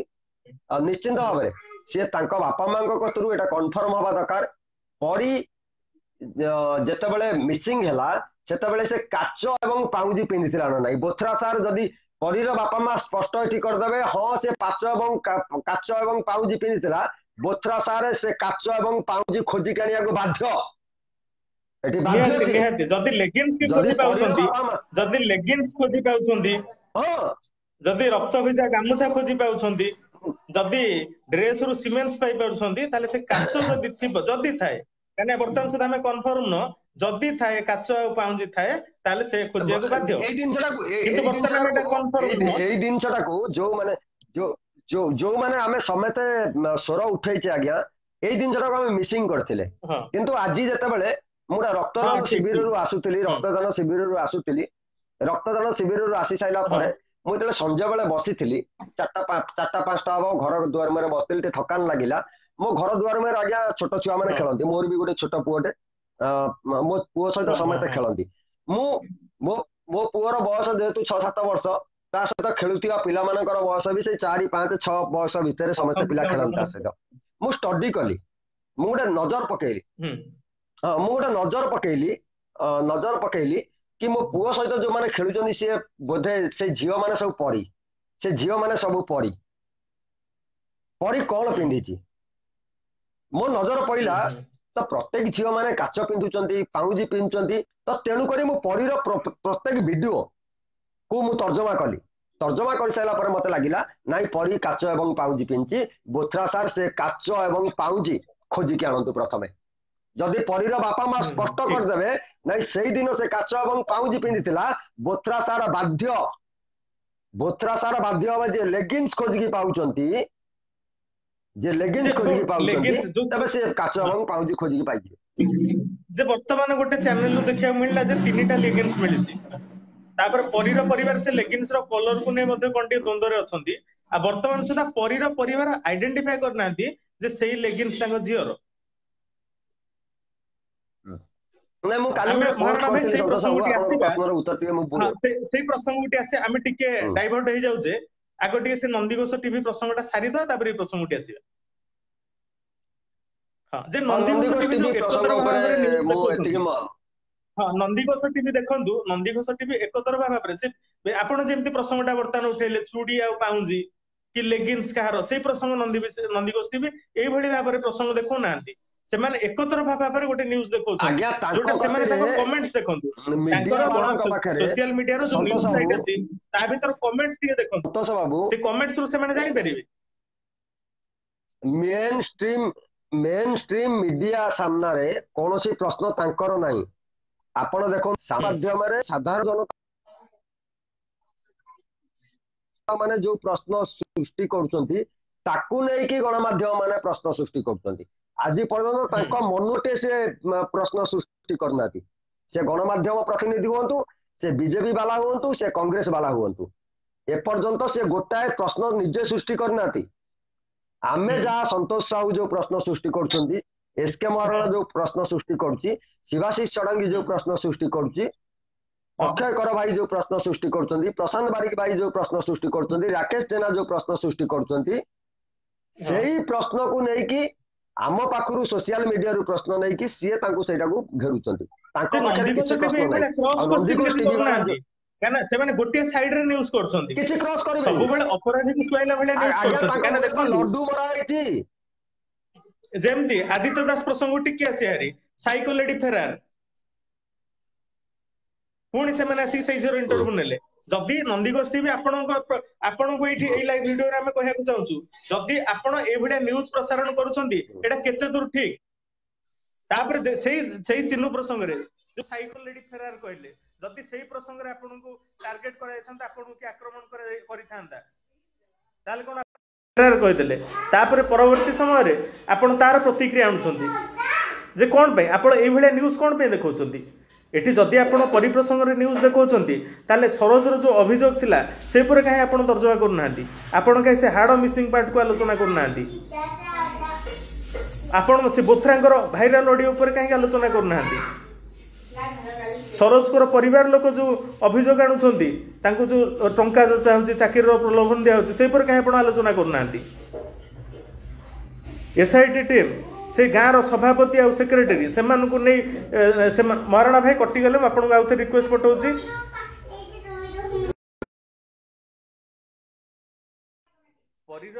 ପରୀର ବାପା ମା ଏତଲାରେ ଯୋଉ ଅଭିଯୁକ୍ତ ମାନଙ୍କର ନାଁ ଲେଖିଛନ୍ତି, ସେମାନଙ୍କୁ କାହିଁକି ଆଜି ଯାଏଁ ତଦନ୍ତ କରାଯାଇନି? ଆପଣ ସେଇ ଉପରେ କାହିଁ ଖବର ପ୍ରସାରଣ କରୁନାହାନ୍ତି? ମହାରଣା ଭାଇ ସରି ଡିସକନେକ୍ଟ ହେଇଗଲେ। ଦେଖନ୍ତୁ ସେଇ ନନ୍ଦିଘୋଷ ଟିଭି ଉପରେ ହଁ ଟିକେ ସରି ଆଲୋଚନା ସନ୍ତୋଷ କରିବା। ବାବୁ। ହଁ ହୁଁ। ଚଳିବ। ଦେଖନ୍ତୁ ସେଇ ନନ୍ଦିଘୋଷ ଟିଭି ଉପରେ ଟିକେ ଆଲୋଚନା କରିବା। ଯେତେବେଳେ ଅରୁଣ ସାହୁଙ୍କର ଅଡିଓ ଭାଇରାଲ ହେଇଥିଲା, କାହିଁ ଆପଣ ସେଇ ଉପରେ ଖବର ପ୍ରସାରଣ କରୁନାହାନ୍ତି? ଅରୁଣ ନାଇଁ ଏଠି ସାହୁଙ୍କର ଅରୁଣ ଦେଖନ୍ତୁ, ସାହୁଙ୍କର ଗୋଟେ ଅଡିଓ ଭାଇରାଲ ହେଇଛି, ମତେ ବୋଥ୍ରାଙ୍କର ବି ହଁ ମୁଁ ଅଡିଓ କହିଦଉଛି ଭାଇରାଲ ମୁଁ ହେଇଛି, କହିଦଉଛି କାହିଁ ଆପଣଙ୍କ ମୁଁ ଗଣମାଧ୍ୟମ ଏଇ ହଁ ବିଷୟରେ ଆପଣ ଖବର ପ୍ରଶ୍ନ ପ୍ରସାରଣ କରୁନାହାନ୍ତି? ଆପଣ ପ୍ରଶ୍ନ ପଚାରିଲେ ମତେ ନନ୍ଦିଘୋଷ ଉତ୍ତର ଟିଭି ରଖିବାକୁ ସମୟ ଦିଅନ୍ତୁ। ହଁ ନନ୍ଦିଘୋଷ ଟିଭି ହଉ, କୁହନ୍ତୁ। ଯେକୌଣସି ଟିଭି ହଉ, ମୁଁ ଗୋଟାଏ କଥା କହିଦେବାକୁ ଚାହୁଁଛି, ଗଣମାଧ୍ୟମ ମାନେ କଣ? ଗଣମାଧ୍ୟମର ମାନେଟା କଣ ଆମେ ଦେଖିବା ପ୍ରଥମେ। ଗଣମାଧ୍ୟମ, ଗଣ ହେଲେ ଆମେ, ହଁ ଯୋଉଟାକୁ ମାନେ ଆମ ହଁ ମଣିଷ ମାନେ, ଆମ ପାଖରେ ପ୍ରତ୍ୟେକଟି ଜିନିଷ ପହଞ୍ଚେଇବାର ମାଧ୍ୟମ ହେଲେ ସେମାନେ। ସତ ସତ ହୁଁ ଜିନିଷଟାକୁ ପହଞ୍ଚେଇବାର ହେଲା ମାଧ୍ୟମ ସେମାନେ। ଯେତେବେଳେ ମିଛ ଖବର ହୁଁ ପ୍ରସାରଣ କରିବେ, ଯେତେବେଳେ ଭୁଲ ଜିନିଷ ପ୍ରସାରଣ କରିବେ, ଏ ଗଣ ମାନେ, ଏ ଜନତା ମାନେ ଯେତେବେଳେ ତାଙ୍କ ମନକୁ ଲାଗିବ ନାଇଁ ଏ ଜିନିଷଟା ଭୁଲ, ଏଇ ଜିନିଷଟା ମିଛ, ହୁଁ ଦେନ୍ ସେମାନେ ରିଆକ୍ଟ କରିବେ, ଯୋଉଟା କି ନନ୍ଦିଘୋଷ ଟିଭି ସାମ୍ବାଦିକଙ୍କ ସହିତ ହୁଏତ ଲାଗୁଛି ହୋଇଥାଇପାରେ କିଛି ଭୁଲ ଭଟକା ତାଙ୍କ ଦ୍ୱାରା। ଯେହେତୁ ଏତେ ଚ୍ୟାନେଲ ବାଲା ଯାଇଥିଲେ, ଏତେ ନ୍ୟୁଜ ବାଲା ସେଠି ଅଛନ୍ତି, ଏତେ ରିପୋର୍ଟର ଅଛନ୍ତି, ଓଡ଼ିଶାର କୌଣସି ଏଭଳି ଚ୍ୟାନେଲ ନାହିଁ ୱେବ ମିଡିଆ ପାଖରୁ ହୁଁ ହୁଁ ମେନ୍ ଷ୍ଟ୍ରିମ୍ ମିଡିଆ ପର୍ଯ୍ୟନ୍ତ ଏପର୍ଯ୍ୟନ୍ତ କୌଣସି ଏଭଳି ଚ୍ୟାନେଲ ନାହିଁ ଯିଏକି ଯାଜପୁର ଗାଁକୁ ଯାଇନି। ହୁଁ କୌଣସି ଗୋଟାଏ ଚ୍ୟାନେଲ ଉପରେ କୌଣସି ଗୋଟାଏ ଚ୍ୟାନେଲର ସାମ୍ବାଦିକ ଉପରେ ତ ଏପର୍ଯ୍ୟନ୍ତ ଆକ୍ରମଣ ହେଇନଥିଲା। କେବଳ ହୁଁ ସ୍ପେସିଆଲି ହୁଁ ହୁଁ ନନ୍ଦିଘୋଷ ଟିଭିର ସାମ୍ବାଦିକଙ୍କ ଉପରେ ଆକ୍ରମଣ ହବାର କାରଣ, ଯୋଉମାନେ ଆକ୍ରମଣ କରିଛନ୍ତି ଆଜ୍ଞା ସେମାନେ କହିପାରିବେ। ଆମେ କେମିତି କହିପାରିବା ଆଜ୍ଞା? ହୁଁ। ନାଇଁ ଯୋଉମାନେ ଆମେ ଆକ୍ରମଣ ଦେଖିବା କରିଛନ୍ତି ସେ କଣ ପାଇଁ ନନ୍ଦିଘୋଷ ଆକ୍ରମଣ ଟିଭିର ଯୋଉ କଲେ? ଖବର ପ୍ରସାରଣ କରାହଉଛି, ସେମାନେ କେବଳ ଗୋଟିଏ ଦିଗରେ ଖବର ପ୍ରସାରଣ କରୁଛନ୍ତି। ସେମାନେ ତାର ବିପରୀତ ଦିଗରେ, ମାନେ ନିରପେକ୍ଷ ଖବର ପ୍ରସାରଣ ଦରକାର। ଏଠି ନିରପେକ୍ଷତା ନାହିଁ। ଗୋଟାଏ ଦେଖନ୍ତୁ, ଯଦୁପୁର ଏଠି କେବେ ଦେଖେଇ ନିରପେକ୍ଷ ନାହାନ୍ତି। କେମିତି ହବ? ବର୍ତ୍ତମାନ ସୁଦ୍ଧା ନିରପେକ୍ଷ ଅରୁଣ ନାଇଁ ସାହୁଙ୍କର, ନାଇଁ ସନ୍ତୋଷ ବାବୁ, ଅରୁଣ ସାହୁ, ସୌମ୍ୟ ପ୍ରଧାନ, ସ- ଏମାନଙ୍କର ଯୋଉ ଅଡିଓ ଭାଇରାଲ ହେଲା, ସେଇ ଉପରେ ଏମାନେ ଖବର ପ୍ରସାରଣ କରିବେନି। ଅରୁଣ ବୋଥ୍ରାଙ୍କର ଯୋଉ ଭାଇରାଲ ଅଡିଓ ହେଲା, ଗାଳିପୂର୍ଣ୍ଣ ଅଡିଓ, ସେଇଟା ଖବର ପ୍ରସାରଣ ହବନି। ସରୋଜର ପରିବାର ଲୋକ ଯୋଉ ଅଭିଯୋଗ କରୁଛନ୍ତି, କିମ୍ବା ସରୋଜ ଯୋଉ ଅଭିଯୋଗ କରିଥିଲେ ତାଙ୍କୁ ଟଙ୍କା ଯଚା ହଉଥିଲା, ସେ ମାନି ଯାଆନ୍ତୁ ଏଇଭଳିଆ କାଣ୍ଡ କରିଛନ୍ତି ବୋଲି। ତାଙ୍କର ଭଉଣୀ ଆଜି ଯୋଉ ଅଭିଯୋଗ ବି କଲେ, ତାଙ୍କ ଭଉଣୀକୁ ମଧ୍ୟ ଟଙ୍କା ଚାକିରିର ପ୍ରଲୋଭନ ଦିଆଯାଇଛି, ଏଇ ଖବର ଆପଣ ପ୍ରସାରଣ କରିବେନି। ଆପଣ ଗାଁର ଯାହା ନାଇଁ ନାଁରେ ଏତଲା ଦିଆଯାଇଛି, ତାଙ୍କୁ କାହିଁକି ତଦନ୍ତ ପରିସର ଭିତରୁ ଗଣାଏନି, ଆପଣ ସେଇ ବିଷୟରେ ଆଲୋଚନା କରିବେନି। ଯୋଉମାନଙ୍କ ନାଁ ଏତଲାରେ ନାଇଁ ଅଛି, ଏ ବିଷୟରେ ସେମାନଙ୍କୁ ସେମାନେ ଧରିକି ଏସଆଇଟି ଟିମ୍ ତଦନ୍ତ କରୁଛି, ସେଇ ବିଷୟରେ ଆପଣ ଆଙ୍ଗୁଳି ନିର୍ଦ୍ଦେଶ କରିବେନି। ତାହେଲେ ଆପଣ କି ଭଳିଆ ତଦନ୍ତ, କି ଭଳିଆ ଖବର ପ୍ରସାରଣ କରୁଛନ୍ତି? କାହିଁକି ଆପଣ ଏଇ ବିଷୟରେ ନାଇଁ ଖବର ପ୍ରସାରଣ କେତେବେଳେ କରୁନାହାନ୍ତି? ନିରପେକ୍ଷ ଗଣମାଧ୍ୟମ କେତେବେଳେ ନିରପେକ୍ଷ ହବ? ଯେତେବେଳେ କ୍ରସ୍ କୋଶ୍ଚିନ୍ ପଚାରିବ। ଯେତେବେଳେ ହଁ, କ୍ରସ୍ କୋଶ୍ଚିନ୍ ସବୁ ଦିଗକୁ ପଚରାଯିବ, ନେଇକି କରନ୍ତୁ ନ୍ୟୁଜ। ହଁ ଯେତେବେଳେ କ୍ରସ୍ କୋଶ୍ଚିନ୍ ପଚରାଯିବ, ସେତେବେଳେ ଗଣମାଧ୍ୟମ ନିରପେକ୍ଷତା ବୋଲି ଆମେ ଜାଣିବା। ଆପଣଙ୍କୁ ଯଦି ନିହାତି। ସେ ଦେଖନ୍ତୁ, ଆପଣ ତାଙ୍କ ନନ୍ଦିଘୋଷ ଟିଭିର ଯୋଉ ବାଇଟ୍ ଟା ବର୍ତ୍ତମାନ ଶିବାଶିଷ ଷଡଙ୍ଗୀ ଭାଇ ବି ସେୟାର କରିଛନ୍ତି, ସେ ବାଇଟ୍ ଟିକୁ ସେ ଗ୍ରାମର ମୁଖିଆଙ୍କ ପାଖରୁ ବାଇଟ୍ ଟା ନେଉଛନ୍ତି। ଆଜ୍ଞା ପ୍ରମାଣ ହେଇଗଲା, ପ୍ରମାଣ ମିଳିଗଲା, ହୁଁ ଆପଣ ଯୋଉ ପ୍ରମାଣ ଚାହୁଁଥିଲେ ସେଟା ପୋଖରୀରୁ ମିଳିଗଲା, ପ୍ରମାଣ ମିଳିଗଲା, ଆପଣ ଯାହା ଚାହୁଁଥିଲେ ତାହା ହେଇଗଲା, ପ୍ରମାଣ ମିଳିଗଲା। ଆଜ୍ଞା କଣଟା ପ୍ରମାଣ ଏମିତି ମିଳିଗଲା? ପୋଖରୀରୁ ତିନିଟା ଲେଗିନ୍ସ ମିଳିଛି। ଏପର୍ଯ୍ୟନ୍ତ ହାଇକୋର୍ଟରେ ପ୍ରମାଣ ହେଇନି ସେ ତିନିଟା ଲେଗିନ୍ସ ଭିତରୁ କୋଉ ଲେଗିନ୍ସ ପରୀର। ତା ବି ଏବେ ସନ୍ଦେହ ଘେରରେ ପରୀର ଲେଗିନ୍ସ ତା ଭିତରୁ ଅଛି କି ନ ଅଛି। ଆପଣ କେମିତି ପ୍ରମାଣ କରିଦେଲେ ସେଇ ଲେଗିନ୍ସ ଗୁଡା ପରୀର ବୋଲି? ଆପଣ କୋଉ ଭଳି ହୁଁ ଭାବରେ କହିବେ ସେ ସେଇ ପାଟକୁ ଲେଗିନ୍ସ ଟିକେ ପରୀର? ଆସିବା ମରଣ ଭାଇ, ପରୀର ମା ଟିକେ ସେ ସେଇ ପାଟକୁ ଟିକେ ଆସିବା, ଯେ ଲେଗିନ୍ସ ବର୍ତ୍ତମାନ ପରୀର ପରିବାର ଆଇଡେଣ୍ଟିଫାଇ କରୁନାହାନ୍ତି ସେଇଟା ତାଙ୍କ ଝିଅର ବୋଲି। ଏଇଟା ନନ୍ଦିଘୋଷ ଟିଭି ଦେଖଉଛନ୍ତି କି? ବିକାଶ ଭାଇ ଯୋଉ ଲେଖିଲେ ଯେ ଅରୁଣ ବୋଥ୍ରାଙ୍କର ପୋଲିସ ଡିପାର୍ଟମେଣ୍ଟରେ ନାହାନ୍ତି, ଏସଆଇଟି ଗଠନ ଭୁଲ ହେଇଛି। ଏସଆଇଟି ଏଟା କୋର୍ଟ ମନିଟର୍ଡ ଏସଆଇଟି ନୁହଁ, ଏଟା ଗୃହ ନାଇଁ ଡିପାର୍ଟମେଣ୍ଟ ନାଇଁ monitored SIT. Captain Dibyashankar Mishra Bikash babu ଆସେମ୍ବଲିରେ କହିଛନ୍ତି ଯେ ସବୁ ଗଳିତ, ଏଥିରୁ ମାନେ ଯୋଉ ଆମର ଏଥିରୁ ବଳାତ୍କାରର ପ୍ରମାଣ ନାହିଁ, କିନ୍ତୁ ବୋଥ୍ରା କହୁଛନ୍ତି ବଳାତ୍କାର। ଆପଣ ଏଇ ଦିଗରେ ଖବର ପ୍ରସାରଣ କରିଛନ୍ତି କି? ତାହେଲେ ଯଦି ଆପଣ ଏଇ ଦିଗକୁ ଉଠେଇବେନି, ନାଇଁ ଆପଣ ଯାହା ନାଇଁ ନାଁରେ ପରୀର ନାଇଁ ବାପା ମା ଏତଲା ଦେଇଛନ୍ତି, ଜୟକୃଷ୍ଣ ଙ୍କ ନାଁରେ ଯୋଉ ଗାଁ ସଭାପତିଙ୍କ ନାଁରେ ଏତଲା ଦେଇଛନ୍ତି, ତାଙ୍କୁ ଧରିକି ଆପଣ ପଚାରିବେ ହତ୍ୟାକାରୀ ଧରା ପଡିଲା ନା ନାଇଁ। ଏଟା କେତେ ଦୂର ଠିକ? ସେ ତ ତାଙ୍କ ନାଇଁ ନାଁ ତ ମତେ ଖାଲି ଏତଲାରେ ଗୋଟାଏ ଅଛି, କଥା ତାଙ୍କର କୁହନ୍ତୁ। ପରିବାର ତ, ପରୀର ବାପା ମା ତ ତାଙ୍କୁ ଅଭିଯୁକ୍ତ ବୋଲି ଭାବୁଛନ୍ତି। ଆପଣ ତାଙ୍କୁ ପଚାରିବେ ଅଭିଯୁକ୍ତ ଧରା ପଡିଗଲା, ଆପଣ ଖୁସି ନା ନାହିଁ? ତାହେଲେ ଆପଣ ସେଇ ନାଇଁ ନନ୍ଦିଘୋଷ ବାଲା ଟିକେ ଏପର୍ଯ୍ୟନ୍ତ ଦେଖନ୍ତୁ, ତାଙ୍କ ରିପୋର୍ଟର ମାନେ ଟିକେ ଦେଖନ୍ତୁ, ସବୁଠାରୁ ଆପଣ ଠିକରେ ଖବର ପ୍ରସାରଣ କରୁଛନ୍ତି ତ? କୁହନ୍ତୁ ମାରଣ ଭାଇ। ସବୁଠାରୁ ବଡ କଥା ହଉଛି, ସବୁଠାରୁ ମାନେ ଆଶ୍ଚର୍ଯ୍ୟ ଜିନିଷ ଗୋଟେ ଘଟଣା ଘଟୁଛି। ପୀଡ଼ିତାର ମା ବାପା ଏପର୍ଯ୍ୟନ୍ତ ଏ ତଦନ୍ତରେ ଖୁସି ନାହାନ୍ତି। ଯୋଉ ଏସଆଇଟି ଗଠନ କରାଗଲା, ମୁଁ ଆପଣଙ୍କୁ ପୁରା କ୍ଲିଅର ଭାବରେ ସମସ୍ତ ଦର୍ଶକ ମାନଙ୍କୁ ଏବଂ ଆପଣଙ୍କୁ ମଧ୍ୟ କ୍ଲିଅର କରିଦେବାକୁ ଚାହୁଁଛି। ମାନ୍ୟବର ହାଇକୋର୍ଟଙ୍କର ଅଧୀନରେ ଏ ଏସଆଇଟି ଟିମଟି ଗଠନ କରାଯାଇଥିଲା। ଯାହା ଯାହାକି ସରକାରଙ୍କର ଯେତେବେଳେ ସରକାର କହିଲେ ନାହିଁ ଏ କେସଟିକୁ ନୟାଗଡ଼ ପୁଲିସ ପାରିଲା ନାହିଁ, କ୍ରାଇମ ବ୍ରାଞ୍ଚ ପାଖକୁ ଗଲା, କ୍ରାଇମ ବ୍ରାଞ୍ଚ ବି ଗୋଟା ଦିନ ତଦନ୍ତ କଲେ, ସେତେବେଳେ ସରକାରଙ୍କର ହୃଦବୋଧ ହେଲା ନାହିଁ ଏ କେସଟି ଅତି ସମ୍ବେଦନଶୀଳ ପ୍ରସଙ୍ଗ, ଏ କେସଟିକୁ ଆମେ ସେ ଆପ୍ରୋଚ କଲେ କାହାକୁ ନା ମାନ୍ୟବର ହାଇକୋର୍ଟଙ୍କ ପାଖରେ ନିବେଦନ କଲେ କି ଗୋଟେ ଏସଆଇଟି ଟିମ୍ ଆମର ଗଠନ କରାଯିବ। କିନ୍ତୁ ଏସଆଇଟି ଟିମ୍ ଗଠନ କରାଯିବ, ଯୋଉ ଏସଆଇଟି ଟିମ୍ଟି ଗଠନ କରାଗଲା ମାନ୍ୟବର ଯୋଉ ବିଚାରପତି ମହୋଦୟ ରହିଲେ ତାର ମୁଖ୍ୟ, ସେ ମାନ୍ୟବର ବିଚାରପତି ମହୋଦୟ କିଏ ଏପର୍ଯ୍ୟନ୍ତ ଓଡ଼ିଶାର ଜନସାଧାରଣ ଜାଣିପାରିଲେ ନାହିଁ। ଓଡ଼ିଶାର ଜନସାଧାରଣ ଠିକ ଏପର୍ଯ୍ୟନ୍ତ ଜାଣିପାରିଲେ ନାହିଁ ସେ ବିଚାରପତି ମହୋଦୟ ଜଣକ କିଏ ଏବଂ କାହାର ତତ୍ତ୍ୱାବଧାନରେ, କୋଉ ବିଚାରପତିଙ୍କ ତତ୍ତ୍ୱାବଧାନରେ ଏଇ ଶ୍ରୀଯୁକ୍ତ ଅରୁଣ ତଦନ୍ତ ବୋଥ୍ରା ଚାଲିଛି। ସାର୍ କାମ କରୁଛନ୍ତି। ଏ ତଦନ୍ତ ଠିକ ଠିକ ଅରୁଣ ବୋଥ୍ରା ସାର୍ ଅ, କୋଉ ବିଚାରପତିଙ୍କ ତତ୍ତ୍ୱାବଧାନରେ ଏ କାମଟିକୁ କରୁଛନ୍ତି ଏପର୍ଯ୍ୟନ୍ତ ଓଡ଼ିଶାବାସୀ କ୍ଲିୟର ହେଇପାରିଲେନି ଆଜ୍ଞା। ଆଉ ଗୋଟେ କଥା ଏଠି ବିକାଶ ଭାଇ ଦେଖିବା, ଯୋଉ ସେଇ ଉପରେ ଗୋଟେ କମେଣ୍ଟ କରିଛନ୍ତି, ବିକାଶ ଭାଇ ସେଇ ଉପରେ କମେଣ୍ଟ କରିଛନ୍ତି ଯେ ଏସଆଇଟି ହାଇକୋର୍ଟ ଗଠନ କରିବା କଥା କିନ୍ତୁ ରାଜ୍ୟ ସରକାର ନୁହେଁ, ଯୋଉଟା ସିଆରପିସି ଧାରାରେ ଉଲ୍ଲେଖ କରାଯାଇଛି ବୋଲି କହୁଛନ୍ତି। ସେଟା ଠିକ କଥା। ତାପରେ ହଁ ଏଠି ନିଜେ ଏଠି ନିଶ୍ଚିନ୍ତ ନିଜେ ଏଇଟା ଆସେମ୍ବଲିରେ ଗୃହମନ୍ତ୍ରୀ କ୍ୟାପ୍ଟେନ ଦିବ୍ୟଶଙ୍କର ମିଶ୍ର କହିଛନ୍ତି ଯେ ଏଇଟା କୋର୍ଟ ମନିଟର୍ଡ ଏସଆଇଟି, କିନ୍ତୁ ଯେତେବେଳେ ହାଇକୋର୍ଟରେ ରିପୋର୍ଟ ଦାଖଲ କରାଯାଇଛି ସେତେବେଳେ ଯୋଉ ଦେଖେଇଛନ୍ତି ଯେ ଏଟା ରାଜ୍ୟ ସରକାରଙ୍କ ଦ୍ୱାରା ଗଠିତ ଏସଆଇଟି। ତାପରେ ଆଉ ଗୋଟେ ଦେଖନ୍ତୁ ଯେ ଯୋଉ ସିଆରପିସି ଧାରା ଯୋଉ କହିଛନ୍ତି ସେ ଧାରାରେ ଲେଖା ହେଇଛି ଯେ ଯୋଉ ଲୋକ ପୋଲିସ ବିଭାଗରେ ଚାକିରି କରୁଥିବ ସିଏ ତ ଏସଆଇଟି ର ମେମ୍ବର ହେଇପାରିବ। କିନ୍ତୁ ଏଠି ଅରୁଣ ବୋଥ୍ରା ସେ ଅଛନ୍ତି କୋଉଟା ଆମର ଓଏସଆରଟିସି ରାଜ୍ୟ ପରିବହନ ନିଗମର ଅଧ୍ୟକ୍ଷ ଅଛନ୍ତି, ଏମଡି ଅଛନ୍ତି। ଯେ ଜଣେ ପୋଲିସ ବିଭାଗରେ ନଥାଇ ସେ କେମିତି ତଦନ୍ତ କଲେ ସେ ଉପରେ ପ୍ରକାଶ ମିଶ୍ର ସେ ତାଙ୍କର ମଧ୍ୟ ସେ ଗୋଟେ କହିଥିଲେ ଯୋଉଟା ନରସିଂହ ମିଶ୍ର ପରବର୍ତ୍ତୀ ସମୟରେ ସେଇଟା ସେ ବି ଦୌଡାଇଥିଲେ। ସେ ସେଇ ନାଇଁ ବିଭାଗର ନୁହଁ, ଯୋଉଟା ଏଠି ଲେଖାଶ୍ରୀ ଦେଖନ୍ତୁ ସାମନ୍ତସିଆ ଏଠି ଲେଖାଶ୍ରୀ ସାମନ୍ତସିଆ ଏଠି ଯୋଉଟା ଦେଖନ୍ତୁ କହିଥିଲେ ଯେ ଗୋଟେ ବ୍ୟାକ୍ ଡେଟ୍ ରେ ତାଙ୍କୁ ବର୍ତ୍ତମାନ ପୋଲିସ ବିଭାଗ ଅଣାହେଇଛି ବୋଲି ଶୁଣିବାକୁ ମିଳୁଛି। ମତେ ମତେ ଆଉ 5 ମିନିଟ୍ ଦିଅନ୍ତୁ, ମତେ ଆଉ 5 ମିନିଟ୍ ମାତ୍ର ସମୟ ହଁ ଦିଅନ୍ତୁ, ତାପରେ ଦେନ୍ ମୁଁ ଇଏ କରିବି। ବିକାଶ ବାବୁଙ୍କର ଏସଆଇଟି ସମ୍ପୂର୍ଣ୍ଣ ଭୁଲ ହୋଇଛି, ଏ ବିରୁଦ୍ଧରେ ଅଲରେଡି ପିଟିସନ ହବ। ହଁ ନିଶ୍ଚିନ୍ତ ବିକାଶ ବାବୁ ପିଟିସନ ତ ଦାୟର କରାଯିବ, କିନ୍ତୁ ମତେ 5 ମିନିଟ୍ ଦିଅନ୍ତୁ, ମୁଁ ଟିକେ ପୂର୍ବ ଜିନିଷକୁ ବିଶ୍ଳେଷଣ କରିବା ପାଇଁ ଚାହୁଁଛି। ଏ ଲାଇଭରେ ପୂର୍ବ ଜିନିଷକୁ ଠିକ ଟିକେ ଅଛି। ମାନେ ତର୍ଜମା କରିବା ପାଇଁ ଚାହୁଁଛି। ଯଦି ପୂର୍ବ ଜିନିଷକୁ ଯିବା, ପ୍ରଥମେ ପରୀର ନିଖୋଜ, ପରୀର ନିଖୋଜ ପରେ ପରୀର ବାପା ମା ଏତଲା ଦବା, ଏତଲା ଦେଇ ସାରିଲା ପରେ ଏ କେସଟି ଅତି ନିମ୍ନମାନର ହେଇକି ପଡିକି ରହିଥିଲା ନୟାଗଡ଼ ଭିତରେ। ଏହାକୁ ନା ବିଜେପି ନା କଂଗ୍ରେସ ନା ଏଇ ଯୋଉ ନନ୍ଦିଘୋଷ ଟିଭି ଯୋଉ ଆସିକି ଆଜି ଯାହା ଉପରେ ଯୋଉ ସାମ୍ବାଦିକଙ୍କ ଉପରେ ଆଜି ଆକ୍ରମଣ କରାଯାଇଛି, ସେ ଟିଭିର ଚ୍ୟାନେଲ ବାଲା ହୁଅନ୍ତୁ, ଯେକୌଣସି ମେନ୍ ଷ୍ଟ୍ରିମ୍ ମିଡିଆ ହଉ, ଓଇ ଚ୍ୟାନେଲ ହଉ, ଏହାକୁ କେହି ବି ପରୀ କେସକୁ କେହି ବି ହସ୍ତକ୍ଷେପ କରୁନଥିଲେ, କୌଣସି ଲୋକ ଆକୁ ଇଏ କରୁନଥିଲେ।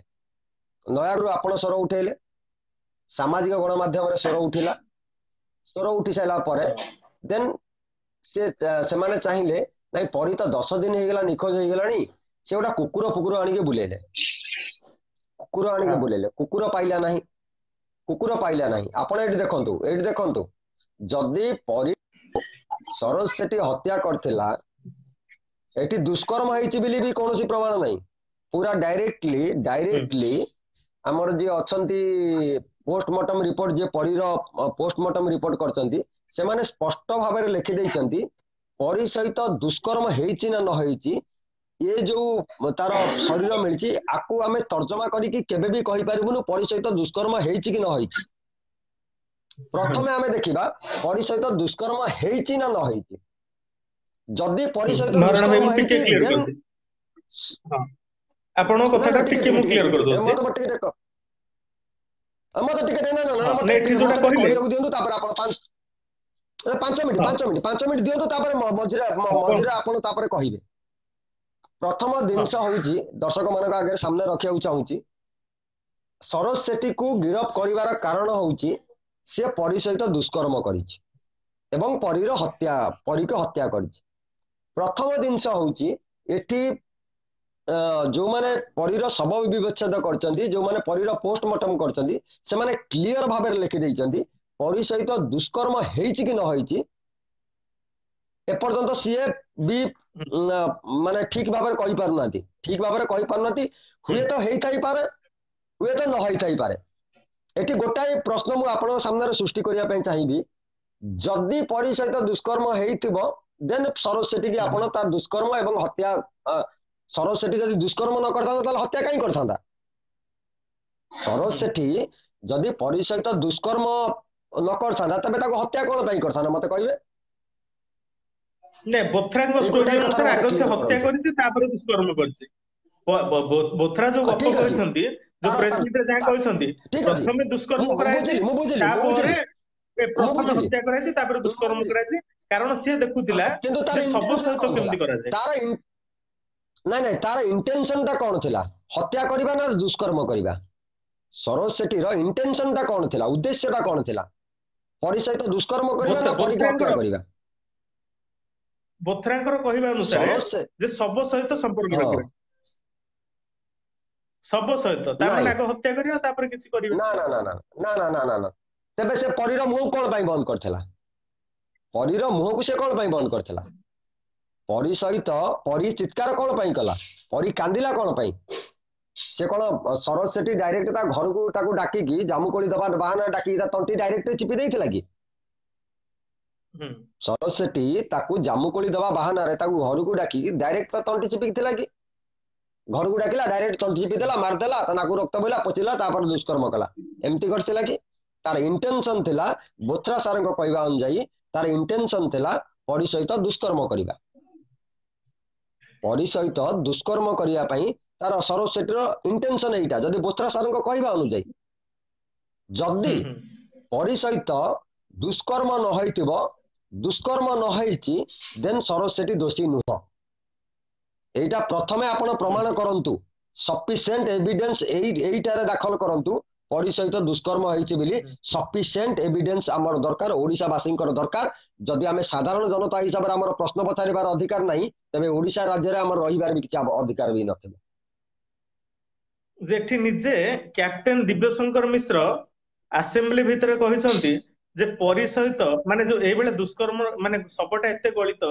ଏତେ ପଚି ସଢି ଯାଇଥିଲା ଯେ ଏତେ ଏଇ ଅବସ୍ଥାରେ ଥିଲା ଯେଠି କଣ ହେଇଛି କହିହବନି ତାହେଲେ ସେଠି କ୍ୟାପ୍ଟେନ ଦିବ୍ୟଶଙ୍କର ମିଶ୍ର ମିଛ କହିଛନ୍ତି ନା ଏଠି ଅରୁଣ ବୋଥରା ମିଛ କହୁଛନ୍ତି ଆଇଦର ଦେଖନ୍ତୁ ଜଣେ କହୁଛନ୍ତି ଦୁଷ୍କର୍ମ ହେଇଛି ଜଣେ କହୁଛନ୍ତି ଦୁଷ୍କର୍ମ ହେଇନି ତାହେଲେ ସତ କିଏ କହୁଛି ଦିବ୍ୟଶଙ୍କର ମିଶ୍ର କହିଥିଲେ କିଏ କହିବାଟା ହିଁ ହେଇଯିବନି କିଏ କିଏ ନା ନା କିଏ କହିବାଟା ହିଁ ହେଇଯିବନି କିଏ କହିଲା ଦୁଷ୍କର୍ମ ହେଇଛି କିଏ ନ କହିଲା ଦୁଷ୍କର୍ମ ହେଇଛି ଏଇଟା କିଏ କହିଦେଲେ ହେଇଯିବନି ପୋଷ୍ଟମର୍ଟମ ରିପୋର୍ଟ କଣ କହୁଛି ପୋଷ୍ଟମର୍ଟମ ରିପୋର୍ଟଟା କଣ କହୁଛି ସେଇଟାକୁ ଧରାଯାଏ ଯୋଉଟା କି ଆଜି ପର୍ଯ୍ୟନ୍ତ ପୋଷ୍ଟମର୍ଟମ ରିପୋର୍ଟ ତାଙ୍କର ପରିବାରକୁ କାହିଁ ହସ୍ତାନ୍ତର କରାଯାଇଛି କ୍ଲିୟର ହେଇନି ଭାଇ କାହିଁକି ହସ୍ତାନ୍ତର କରାହେଇନି ପରିବାର ଲୋକ ଘର କରାଯାଏ ତାପରେ ଆଉ ଗୋଟେ କଥା ମହାରଣା ଦେଖନ୍ତୁ ଯେ ଯୋଉ ପରୀର ପରୀର ସେ ଡ୍ରେସକୁ 95 ଦିନ ଧରି ସଦର ଥାନା ତାଙ୍କ ପାଖରେ ରଖିଥିଲା ସେଟା ଏ ଯୋଉ ଆମର ଯୋଉ ଇଏ ଫରେନସିକ ଲ୍ୟାବକୁ ପଠା ଯାଇ ନଥିଲା ପରୀର ହାଡକୁ ପଠା ଯାଇଥିଲା DNA ଟେଷ୍ଟ କରିବା ପାଇଁ କିନ୍ତୁ ତା ଡ୍ରେସକୁ ପଠା ନଥିଲା ତାହେଲେ କାହିଁକି ସଦର ଥାନା ପୋଲିସ 95 ଦିନ ଧରି କଣ ପାଇଁ ତା ଡ୍ରେସକୁ ନିଜ ପାଖରେ ରଖିଥିଲା ଯେ ସଦର ଥାନା ପୋଲିସ ଜାଣିପାରି ନଥିଲା ଡ୍ରେସ ଦେଖି ସଦର ଥାନା ପୋଲିସ ଜାଣିପାରି ନଥିଲା ଏଠି ଦୁଷ୍କର୍ମ ହେଇଛି କଣ ତାଙ୍କ ତକିଆରେ ଆଜ୍ଞା ତୁଳା କମି ଯାଇଥିଲା ତ ଏ ଯୋଉ ଏ ତକିଆରୁ ତାଙ୍କର ତୁଳା ଟିକେ କମି ଯାଇଥିଲା ସେ ତୁଳା ଟିକେ ତକିଆରେ ପୁରେଇବା ପାଇଁ ସେ ଡ୍ରେସଟାକୁ ମୁଣ୍ଡ ତଳେ ଦେଇଥିଲେ ଏ ତୁଳା ଟିକେ ତକିଆରେ କମି ଯାଇଥିଲା ସେ ତକିଆରେ ତୁଳା ଦବା ପାଇଁ ସେ ରଖିଥିଲେ ତାକୁ ମୁଣ୍ଡ ତଳେ ଦେଇକି ସେମାନେ ଯଦି ଚାହିଁଥାନ୍ତେ ଆଜ୍ଞା ଦୁଷ୍କର୍ମ ହେଇଛି ଯଦି ଦୁଷ୍କର୍ମ ହେଇଛି ତାହେଲେ ନୟାଗଡ଼ ପୋଲିସ ଜାଣିପାରି ନଥିଲା କଣ ପାଇଁ ଡ୍ରେସ କଣ ପାଇଁ ନିଜେ ରଖିଥିଲା ବୋଥରାଙ୍କ ସତ୍ତା ମୁଁ କହୁଛି ଏଠି ସନ୍ତୋଷ ବାବୁ ବୋଥରାଙ୍କର ଗୋଟିଏ କଥା ବି ସତ୍ୟ ନୁହଁ ବୋଥରାରେ ଯୋଉଟା ବି କହୁଛନ୍ତି ସିଏ ଛାତିରେ ହାତ ମାରି କହିପାରିବେନି ଏଇଟା ଏଇଟା ଘଟିଛି ବୋଲି କାରଣ ସିଏ ବି ଦେଖିନାହାନ୍ତି କି ଆଇ ୱିଟନେସ୍ କେହି ନାହାନ୍ତି ମାନେ ସୋଚରେ ଦେଖିଲା ବାଲା କେହି ନାହାନ୍ତି ବୋଥରା ସାର୍ ଯୋଉଟା କହୁଛନ୍ତି ହୁଏତ ଏଇଟା ହେଇଥାଇପାରେ ଏପର୍ଯ୍ୟନ୍ତ ସିଏ ସ୍ପଷ୍ଟ ଭାବରେ କହିପାରିବେନି ଯେ ଏଇଟା ହେଇଥିଲା ଆମେ ପୁରା କନଫର୍ମ ନାଇଁ ନାଇଁ ହୁଏତ ହେଇଥାଇପାରେ କହୁନାହାନ୍ତି ସେ କହୁଛନ୍ତି ଆମେ ପୁରା କନଫର୍ମ ଆଜି ସେ କହିଛନ୍ତି ଯେ ସରୋଜର ଘର ଲୋକ ସରୋଜ ଏଇ କାମ କରିଛି ବୋଲି ସରୋଜ ଏଇ କାମ କରିଛି ବୋଲି ତାର ଘର ଲୋକ ଜାଣିଛନ୍ତି, ମୁଁ ପୁରା କନଫର୍ମ। ବୋଥରା ଏମିତି କହିଛନ୍ତି। ଯଦି ଘର ଲୋକ ଜାଣିଛନ୍ତି, ଘର ଲୋକଙ୍କୁ ଏପର୍ଯ୍ୟନ୍ତ ଗିରଫ କଣ ପାଇଁ କରାଯାଇନି? ପ୍ରମାଣ ନଷ୍ଟ କରିବା ଆଧାରରେ, ଠିକ। ଦୋଷୀକୁ ଲୁଚେଇବା ଆଧାରରେ ବୋଥ୍ରା ସାର୍ ତାଙ୍କୁ କଣ ପାଇଁ ଗିରଫ କରିନାହାନ୍ତି ତାଙ୍କ ପରିବାର ଲୋକଙ୍କୁ? ଯଦି ବୋଥ୍ରା ସାର୍ ଏତେ କନଫିଡେନ୍ସ ଅଛନ୍ତି, ତାଙ୍କ ପରିବାର ଲୋକ ଜାଣିଛନ୍ତି, ତାଙ୍କ ପରିବାର ଲୋକଙ୍କୁ ଏପର୍ଯ୍ୟନ୍ତ କଣ ପାଇଁ ଗିରଫ କରିନାହାନ୍ତି? ସେମାନେ ପ୍ରମାଣ ନଷ୍ଟ କରିଛନ୍ତି କି ଦୋଷୀକୁ ଘୋଡେଇକି ରଖିଛନ୍ତି ବୋଲି। ଏଇଟା ଗୋଟେ ଭାରତୀୟ ସମ୍ବିଧାନରେ ଲେଖା ଅଛି ଆଜ୍ଞା। ପ୍ରମାଣ ଦୋଷୀ ଯିଏ ଦୋଷ କରିଛି ଯେତିକି ଦୋଷୀ, ଯିଏ ଦୋଷୀକି ଘୋଡେଇବ ସିଏ ବି ସେତିକି ଦୋଷୀ, ତା ଚାହିଁ ଅଧିକା ଦୋଷୀ ସିଏ। ବୋଥ୍ରା ସାର୍ ଏପର୍ଯ୍ୟନ୍ତ ତାହେଲେ ତାଙ୍କ ପରିବାର ଲୋକଙ୍କୁ କଣ ପାଇଁ ଗିରଫ କରିନାହାନ୍ତି? ଯଦି ଏତେ ତାଙ୍କର କନଫିଡେନ୍ସ ଅଛି, ତାଙ୍କ ପରିବାର ଲୋକ ଦେଖିଥିଲେ, ପରିବାର ଲୋକ ଜାଣିଛନ୍ତି, ପରିବାର ଲୋକ ଏଥିରେ ଇନଭଲ୍ଭ ଅଛନ୍ତି, ବୋଥ୍ରା ସାର୍ ଏପର୍ଯ୍ୟନ୍ତ ତାଙ୍କ ପରିବାର ଲୋକଙ୍କୁ କଣ ପାଇଁ ଗିରଫ କରିନାହାନ୍ତି? ସରୋଜ ସେଠୀକୁ ଏକାଠିଆ କଣ ପାଇଁ ଗିରଫ କରିଛନ୍ତି? ଆଜି ତାଙ୍କର ସାନ ଭଉଣୀ ଗୋଟେ ଅଭିଯୋଗ କରିଛନ୍ତି, ତାଙ୍କ ସାନ ଭଉଣୀ ଅଭିଯୋଗ କରିଛନ୍ତି ଯେ ତାଙ୍କ ବଡ ଭଉଣୀକୁ ଗୋଟେ ଚାକିରିର ପ୍ରଲୋଭନ ଦିଆଯାଉଛି। ଆପଣ ଅର୍ଗସ ନ୍ୟୁଜ ଦେଖିଥିବେ ଯେ ବଡ ଭଉଣୀ ଗୋଟେ ଚାକିରି ଲୋଚା ହଉଛି, ବଡ ଭଉଣୀ ଗୋଟେ ମୋବାଇଲ ଦେବ ବୋଲି କହିଛନ୍ତି। ଯେ ଏଇଟା କାରଣ କଣ? ଏପଟେ ବୋଥ୍ରା କହୁଛନ୍ତି, ଶୁଣନ୍ତୁ ଟିକେ ମହାରଣା ଭାଇ, ଟିକେ ମୋ ପ୍ରଶ୍ନଟା ଟିକେ ଶୁଣି ନିଅନ୍ତୁ। ବୋଥ୍ରା କହୁଛନ୍ତି ଯେ ସରୋଜ ଏଇ କାମ କରିଛି ତା ଘର ଲୋକ ଜାଣିଛନ୍ତି। ତାହେଲେ ତା ଘର ଲୋକକୁ କଣ ପାଇଁ ବର୍ତ୍ତମାନ ଚାକିରି ଯଚା ଯାଉଛି? ଯଦି ତା ଘର ଲୋକ ଜାଣିଛନ୍ତି ସରୋଜ ଏଇ କାମ କରିଛି, ତାଙ୍କୁ ତୁରନ୍ତ ଗିରଫ କର। କିନ୍ତୁ ତାଙ୍କୁ ଚାକିରି କଣ ପାଇଁ ଯଚା ହଉଛି? ତାଙ୍କୁ ମୋବାଇଲ ଦିଆଯିବ କଣ ପାଇଁ କୁହାଯାଉଛି? ଆଉ ଗୋଟେ ଜିନିଷ ହଉଛି ଏଭିଡେନ୍ସ, ପ୍ରମାଣ। ଧାରା 25 ଏବଂ ଧାରା 161। ସେଇପରି ଟିକେ ପ୍ରତିକ୍ରିୟା ରଖନ୍ତୁ। ମୁଁ କହୁଛି ପ୍ରତିକ୍ରିୟା ରଖୁଛି। ଧାରା 25 ଏବଂ ଧାରା 161 କୁ ଯଥାର୍ଥ ପ୍ରମାଣ ଦେଖି ମାନ୍ୟବର ହାଇକୋର୍ଟ ବିଚାର କରିବେ, କାହା ବିଚାର କରିବେନି। ଯୋଉଟା ଧାରା ଲାଗୁଛି ଆମର ଧାରା 25 ଏବଂ ଧାରା 161, ଧାରା 161 ଅନୁଯାୟୀ ଯଥାର୍ଥ ପ୍ରମାଣ, ଏଟା ଶରତ ଚନ୍ଦ୍ର ସାହୁ ଭାଇ ଲେଖିଛନ୍ତି ଏବଂ ସେ ଜଣେ ବି ଆଡଭୋକେଟ, ଆଇନଜୀବୀ, ଭଲ ଭାବରେ ଜାଣିଛନ୍ତି ଧାରାକୁ, ଭଲ ଭାବରେ ସେ ଜାଣନ୍ତି। ପ୍ରତ୍ୟେକଟି ମୋର ଜିନିଷ ଦରକାର ପଡ଼ିଲେ ମୁଁ ତାଙ୍କ ପାଖରୁ ବି ଜ୍ଞାନ ନିଏ। ଏଟା ପ୍ରମାଣ ଅନୁଯାୟୀ କାମ ହବ। ଏଠି କିଏ କହିଦବ, କିଏ କଣ କରିଦବ। ମୁଁ ଆଜି ଦେଖୁଥିଲି ବି ଆମର ଧରଣଧର ସାର୍ ଆସିଥିଲେ, ଯିଏ କି ଓଡିଶାର ଜଣେ ବରିଷ୍ଠ ଓକିଲ, ସିଏ ବି ଏଇ କଥା କହୁଥିଲେ କି ଯୋଉ ପ୍ରମାଣ ମିଳିଛି ଇଏ ସଫିସିଏଣ୍ଟ ନୁହଁ କଦାପି ସରୋଜ ସେଠୀକୁ ଦୋଷୀ ସାବ୍ୟସ୍ତ କରିବା ପାଇଁ, କଦାପି ସଫିସିଏଣ୍ଟ ନୁହଁ ଆଜ୍ଞା। କଦାପି ଅରୁଣ ବୋଥ୍ରା ସାର୍ ତାକୁ ଜ୍ୟୋତିର୍ମୟ ଭାଇ ଟିକେ ଗୋଟେ ମିନିଟ। ଜ୍ୟୋତିର୍ମୟ ଭାଇ କହିଛନ୍ତି ଯେ ପରୀର ଗାଁ ଯଦୁପୁରକୁ ଆଜି ଯାଇଥିଲି, ଗ୍ରାମବାସୀଙ୍କ ସହିତ କହିବା କଥା, ଯୋଉ ସରୋଜ ସେଠୀକୁ ଦୋଷୀ ସାବ୍ୟସ୍ତ କରାଯାଇଛି ତାହା ମନଗଢା କାହାଣୀ, ଆଉ ବାବୁଲି ନାୟକର ସମ୍ପୂର୍ଣ୍ଣ ହାତ ଅଛି। ଜ୍ୟୋତିର୍ମୟ ଭାଇ ଟିକେ ରିକ୍ୱେଷ୍ଟ ପଠେଇବେ ଆପଣ ମହାରଣା ଭାଇଙ୍କ ପରେ, ଆପଣ କଣ ସବୁ ଆଜି ଦେଖିଛନ୍ତି ସେ ଗୋଟେ ଆମେ କେମିତି ଜାଣିବା ଆଜ୍ଞା? ବାବୁଲି ନାୟକ ଆପଣ ଦେଖନ୍ତୁ, ଯେତେବେଳେ ଜ୍ୟୋତିର୍ମୟ ଭାଇ ମତେ ଗୋଟେ କଥା କୁହନ୍ତୁ, ଜ୍ୟୋତିର୍ମୟ ବାବୁ ତାଙ୍କ ପ୍ରତିକ୍ରିୟା ରଖିବେ। କରିବା।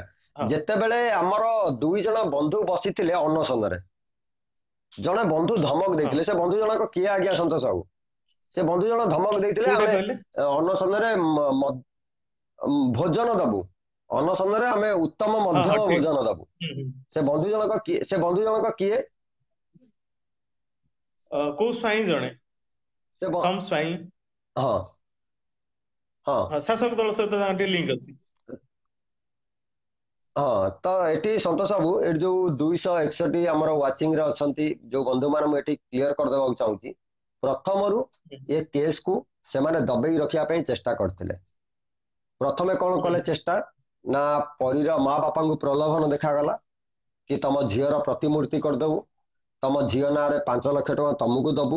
ଯେତେବେଳେ ସେମାନେ ରାଜି ନହେଲେ, ଦେନ୍ ତାଙ୍କର ବଡ ବାପା ବଡ ମାଙ୍କ ନାଁରେ କେସ୍ କରିବା ପାଇଁ କହିଲେ, ସେଥିରେ ବି ଏମାନେ ରାଜି ନହେଲେ। ପରୀର ଘରକୁ ଲୋକଙ୍କୁ ପଠାଗଲା, ତାଙ୍କୁ ତମେ ମାନିଯାଅ, ତମେ କୁହ କି ତମ ବଡ ଭାଇ ଏବଂ ବଡ ଭାଉଜ ଏଥିରେ ଦୋଷୀ, ଆମେ ତମ ଝିଅଙ୍କୁ ତମକୁ ସୁରକ୍ଷିତ ଭାବରେ ଫେରେଇ ଦବୁ। ଏକଥା ଭିଡିଓ ଭାଇରାଲ ହେଇଛି ଆଜ୍ଞା, ଏ ଭିଡିଓଟି ଭାଇରାଲ ହେଇଛି, ମୁଁ ଏଟା ମନରୁ କହୁନି, ଭିଡିଓ ଭାଇରାଲ ହେଇଛି।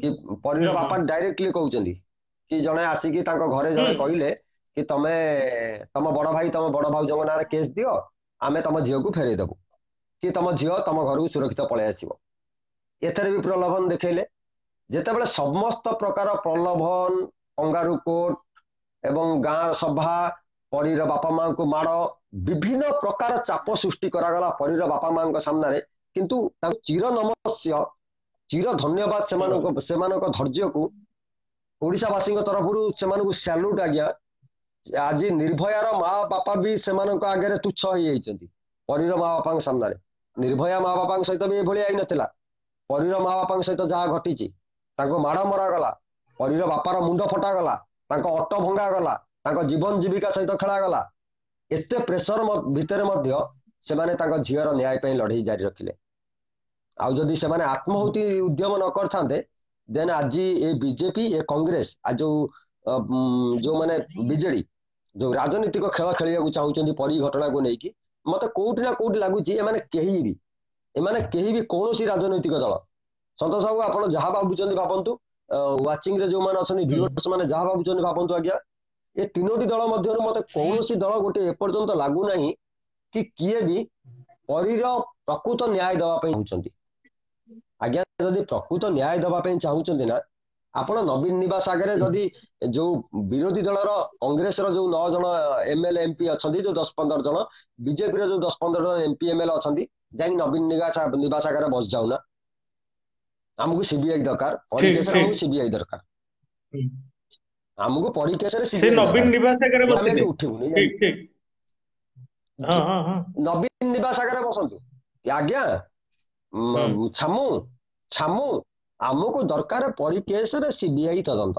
दीटा दलर एमपी एमएलए बसिक देखांतु आगे देखिया ना एमाने रुटी सेकिया पे समेत आछंती तावाटा गरम अछि जजपुर गाँ रे तो समेत रुटी केमती सेकी साकी देकी नहीं कि बांटीबार अच्छी जो कर्मी माने ना समिति बांटीबार अच्छी आज्ञा ये कहीं भी न्याय चाहूना जदि न्याय दरकार आमर आम साधारण मनुष्य आज्ञा आम कौन कर आम खटिले आम खाइबा आम कौन कर पैसा नहीं से पावर नहीं से नवीन निवास आगे बसवे कौन नवीन पट्टनायक शुणबनी कथा घटना कौन शुणबनी नवीन पट्टनायक ना एमाने गरम तावारे रुटी सेकिया समेत आसछंती आउ कौन घटना ना आउ कौन ना ये विकास भाई गोटे कमेंट करछंती होय तो से परिसब नुहे मोर डाउट हां जे महाराणा भाई आपनकर जो गोटे प्रश्न थिला एठी ये आ जो किछि भाई कमेंट करछंती पढी परनी संजय कुमार भाई लिखिछंती टी आदित्यଙ୍କ विषय डिस्कशन करिया पे संजय भाई लिखिछंती से कमेंट भी पूर्व इयर करथिले गोटे पोस्ट रे करथिले संजय भाई निश्चित भाबरे आदित्य प्रसंग रे भी आलोचना हबो सब प्रसंग आलोचना करिया आदित्य प्रसंग तो पूरा सेमती उज्जीवित होई अछि हम सेमती आलोचना करिबा जे पर्यंत न्याय मिलिनी आदित्य प्रसंग चलिबो परि प्रसंग चलिबो आ नुआ नुआ प्रसंग भी आलोचना हबो महाराणा भाई टिके देखंतु मन भितर हमर जो डाउट थिला जे डॉग स्क्वाड काहे कि से सब को आइडेंटिफाई करि परला नै से पर बोथरा तांकर प्रतिक्रिया रखिसंती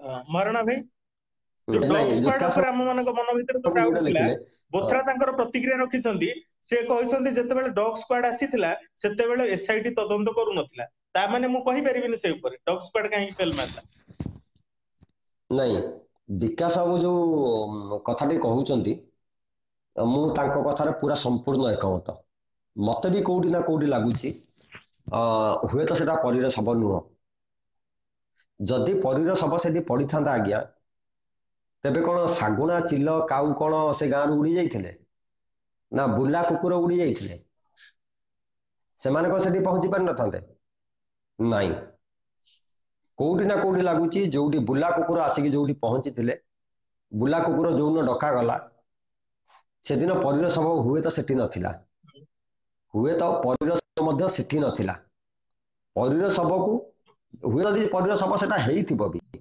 जदि भी परीर सब सेटा को किंतु से जगह ऊपर नथिला परीर सब से जगह ऊपर बुला कुकुर जेतेबेले आसिला सेतेबेले नथिला बुला जो डॉग स्क्वाड जोडा होचंती पुलिस संधानी कुकुर जेतेबेले आसी पहुंचला हुए तो परीर सब से जगह ऊपर नथिला एटी स्पष्ट भाव में प्रमाणित होउची नचेत डॉग स्क्वाड जे डिनामाइट की सुंगी सुंगी जानी पारछंती जे आतंकवादी की सुंगी सुंगी की जानी पारछंती जे विदेश रे रहउचन जो आतंकवादी ତାଙ୍କ ଗନ୍ଧ ବାସ୍ନା ଯୋଉମାନେ ନ ଜାଣିଛନ୍ତି ସେମାନେ ଶୁଙ୍ଗି ଶୁଙ୍ଗି ଜାଣି ଦଉଛନ୍ତି ଆଜ୍ଞା ଏଇଟା ଆତଙ୍କବାଦୀ ବୋଲି।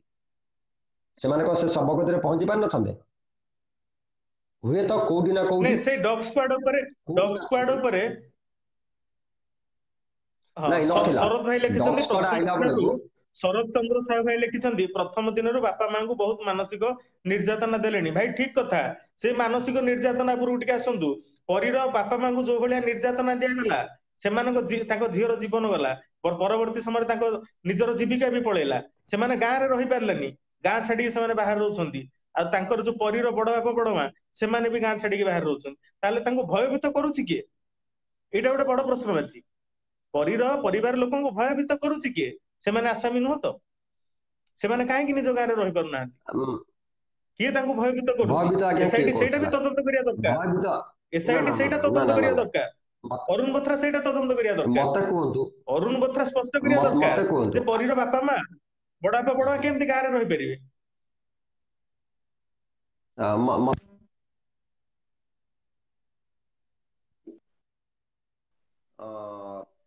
ଆପଣ ଘରେ ରହୁଛନ୍ତି, ଆମେ ବି ଘରେ ରହୁଛେ। ଆମେ ଘର ଛାଡିବା କଣ ପାଇଁ ବିକାଶ? ଯେତେବେଳେ ଆମକୁ ଆମ ଘର ଅସୁରକ୍ଷିତ ଲାଗିବ, ଯେତେବେଳେ ଲାଗିବ ଆମ ଘରେ ରହିଲେ ଆମ ଜୀବନ ପ୍ରତି ବିପଦ ଅଛି, ତେବେ ଆମେ ଘର ଛାଡିବା। ନଚେତ ଆମେ ଘର କାହିଁ ଛାଡିବା ବିକାଶ? ନିହାତି ବାପା ନିହାତି ମାଙ୍କ ସହିତ ବି ମଧ୍ୟ ସେଇଆ।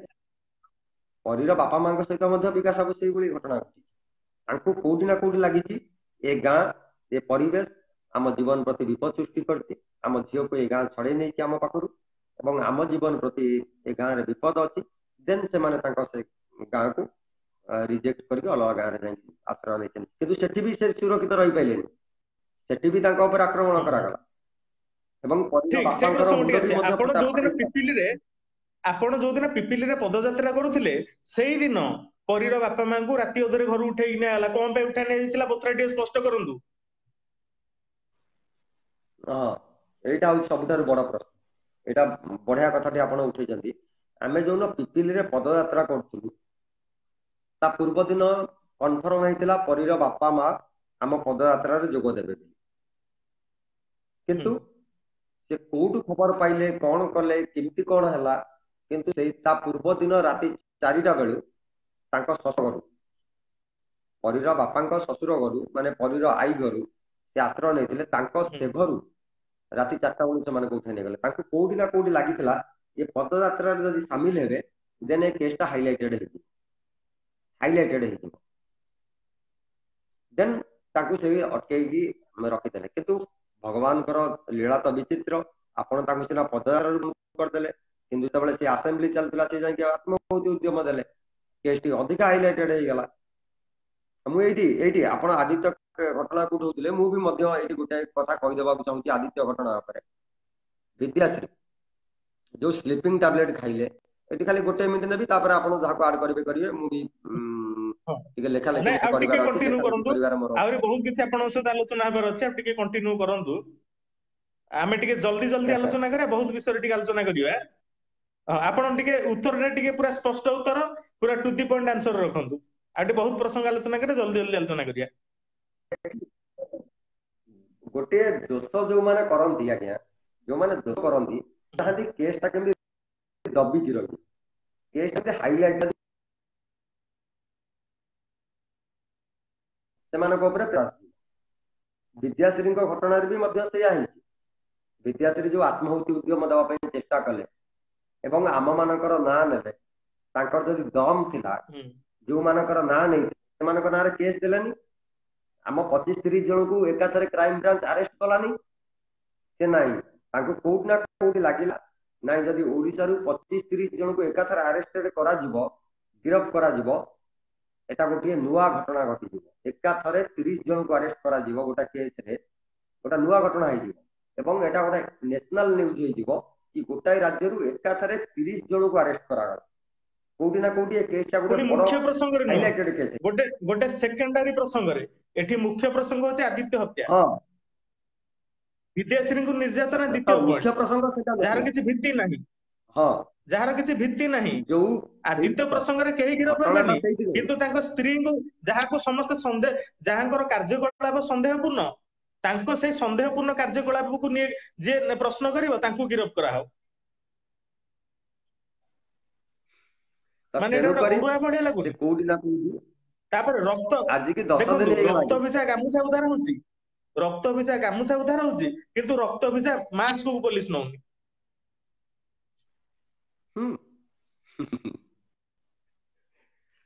ମୁଁ ତ ଯଦି କହିବି ଆଜ୍ଞା ମୁଁ ଦୋଷୀ ହେଇଯିବି। ଯଦି ମୁଁ ଏଠି କହିବି ସମ୍ପୂର୍ଣ୍ଣ କଥା, ଦେନ୍ ମତେ ବିଦ୍ୟାଶ୍ରୀ ମୋ ନାଁରେ ସ୍ପେଶିଆଲି ଗୁଡା କେସ୍ ଦବ।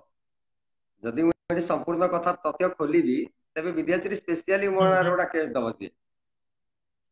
ଆଉ କୋଉଠି ନା କୋଉଠି ଏ କେସ୍ କୁ ଦବେଇ ଦବା ପାଇଁ, ଏ କେସ୍ ର ମତିଭ୍ରମ କରିବା ପାଇଁ ଆଦିତ୍ୟ କେସ୍ ର ଆପଣ ଦେଖିଥିବେ ଜଣେ ତାଙ୍କର ଆମର ଅଜୟ ଜେନା ଜଣେ ବସିଛନ୍ତି ପିଏମଜି ଛକରେ, ସରି ଯୋଉ ଆମର ମାଷ୍ଟର କ୍ୟାଣ୍ଟିନ ଛକରେ ଅନଶନରେ। ତାଙ୍କ ଲାଇଭରେ ମୁଁ 2 ଦିନ ତଳେ ଯୋଡି ହେଇଥିଲି। ସିଏ ମତେ କହିଲେ ମୁଁ ବିଦ୍ୟାଶ୍ରୀଙ୍କର ମାଙ୍କ ସହିତ କଥା ହେଲି, ବିଦ୍ୟାଶ୍ରୀ ସାଇକୋ ହେଇସାଇଲେଣି। ମାନେ ବୁଝିପାରୁଛନ୍ତି ଆପଣ, ବିଦ୍ୟାଶ୍ରୀ ସାଇକୋ ହେଇସାରିଲେଣି। ହଁ ଅଜୟ ଜେନା କହିଲେ କି ତାଙ୍କ ବିଦ୍ୟାଶ୍ରୀଙ୍କ ହଁ ମାଙ୍କ ସହିତ ସେ କଥା ହେଲେ, ବିଦ୍ୟାଶ୍ରୀଙ୍କ ମା ଅଜୟ ଜେନାଙ୍କୁ କହିଲେ ବିଦ୍ୟାଶ୍ରୀ ସାଇକୋ ଆଡକୁ ଗତି କଲାଣି, ସାଇକୋ ହେଇଗଲାଣି। ଆଉ ଆମେ ସେଟା କୌଣସି ବାଟ କନଫର୍ମ ନାହିଁ ତାଙ୍କ ହେଇନା, ପାଖରେ। ସେ ନିଜେ କହିଲେ ଆମେ ଆଲୋଚନା କରିବା। ଶୁଣନ୍ତୁ ମହାରଣା ଭାଇ, କାହିଁକିନା ଯେହେତୁ ବିବାଦ ଭିତରେ ଅଛନ୍ତି, ଆମେ ସେଇ ବିଷୟରେ ଆଲୋଚନା କଲେ ଆମକୁ ବିବାଦ ଭିତରକୁ ଟାଣିବେ, ଆମେ ସେ ପ୍ରଶ୍ନ ଟିକେ ବନ୍ଦ କରିଦବା। ନା, କାହିଁକିନା ଆମେ ବିବାଦ ଡାଇରେକ୍ଟ ଭିତରକୁ କଥା ଆମକୁ ଟାଣି ହେଇନେ, ସେ ପାରିବେନି। ବର୍ତ୍ତମାନ କାଲି କହିବେ ମୁଁ କଥା ହେଇନି। ଏଟା ନାଇଁ, ସେ ଯଦି ଏଟା ଏସ୍ କେ ପରବର୍ତ୍ତୀ ସମୟ ମହାରଣା କହିବେ ମୁଁ କହୁନି କଥା କି ହେଇନି, ତାହେଲେ ଏଟା ଏଟା ବର୍ତ୍ତମାନ ନା ନା ନା ଆମ ପାଇଁ ଗୋଟେ ବୁମେରାଙ୍ଗ ହେଇଯିବ। ନା ନା ନା ସନ୍ତୋଷ ବାବୁ, ଏଟା ଏସ୍ କେ ମହାରଣା କହୁନି, ଏଟା ସନ୍ତୋଷ ବାବୁ କହୁନାହାନ୍ତି, ଆପଣ କହୁନାହାନ୍ତି କି ମୁଁ କହୁନି। ଏଟା ଅଜୟ ଜେନା କହିଛନ୍ତି, ନାଇଁ ମୁଁ ଶୁଣିଛି, ଯିଏକି ତାଙ୍କ ମାଙ୍କ ସହିତ ହଁ କଥା ମୁଁ ସେ ହେଇଛନ୍ତି। ଲାଇଭ୍ ଶୁଣିଛି, ମୁଁ ସେ ଯିଏକି ଲାଇଭ୍ ତାଙ୍କ ଶୁଣିଛି, ମାଙ୍କ କିନ୍ତୁ ସହିତ କଥା ପରବର୍ତ୍ତୀ ସମୟରେ ହେଇଛନ୍ତି। ସେ ଯଦି କହିବେ ନାହିଁ ତାଙ୍କ ମାଙ୍କ ସହିତ ମୁଁ କଥା ହେଇନଥିଲି, କି ତାଙ୍କ ମା କହିବେ ସିଏ ମୋ ସହିତ କଥା ହେଇନାହାନ୍ତି, ସିଏ ମିଛ କହିଥିଲେ, ତାହେଲେ ବର୍ତ୍ତମାନ ଆମେ ସମସ୍ତେ ଫସିବା। ସେଥିପାଇଁ ସେ ପ୍ରଶ୍ନ ଟିକେ ବନ୍ଦ କରିଦବା। କାହିଁକିନା ଯେହେତୁ ତାଙ୍କ ପାଖରୁ ଡାଇରେକ୍ଟ ଆମେ ପ୍ରମାଣ ଶୁଣୁଛୁ, ନାହିଁ। ତାଙ୍କର ଏଭିଡେନ୍ସ ଆମ ପାଖରେ ଅଛି। ହଁ ହଁ, ଅଜୟ କିନ୍ତୁ ଜେନା ଆମ କହିଛନ୍ତି ପାଖରେ ବୋଲି ଯାହା ଏଟା ପ୍ରମାଣ ଏଭିଡେନ୍ସ ଅଛି, ଆମ ପାଖରେ।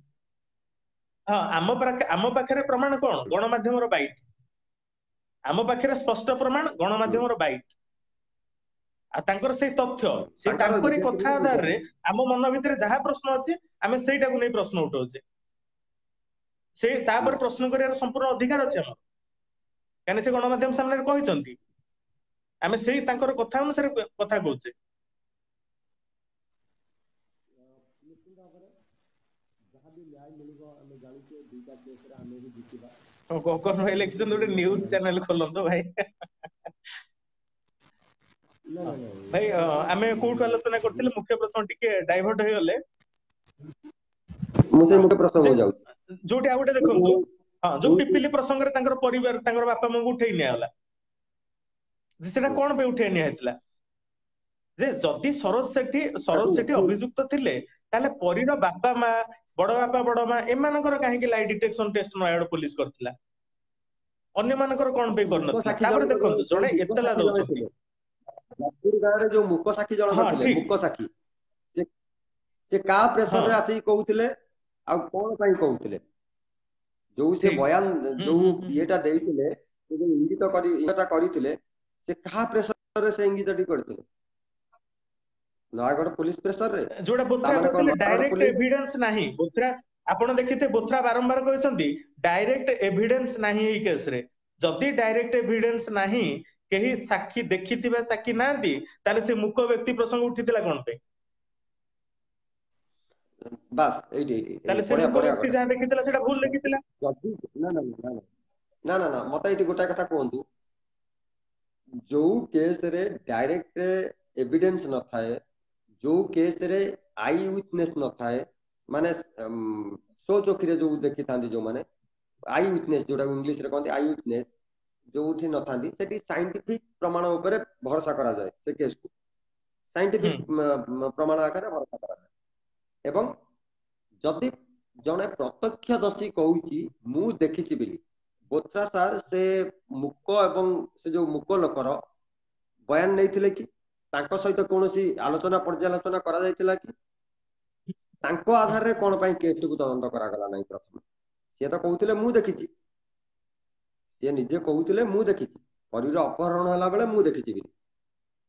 ଦେନ୍ ତାଙ୍କ ଆଧାରରେ ହଁ କଣ ଠିକ, ପାଇଁ କେସଟିକୁ ଇନଭେଷ୍ଟିଗେସନ କରାଗଲା ନାହିଁ? ତାଙ୍କ ସେ ମୂକ ହୁଁ ସାକ୍ଷୀର ଠିକ, बयान अनुଯାयी केस टी को प्रथमे बोथरा सार सेउठू आरंभ करिया कथा जने आई विटनेस कहूची आज्ञा मु देखिछि ए जिंसटी हला बेले परीर अपहरण हला बेले मु देखिछि किंतु बोथरा सार सेठिकी गलेनि बोथरा सारंकर काम थिला नाही मु सरकार को बंचेई सरकार सहित मते झगड़ा करेइबो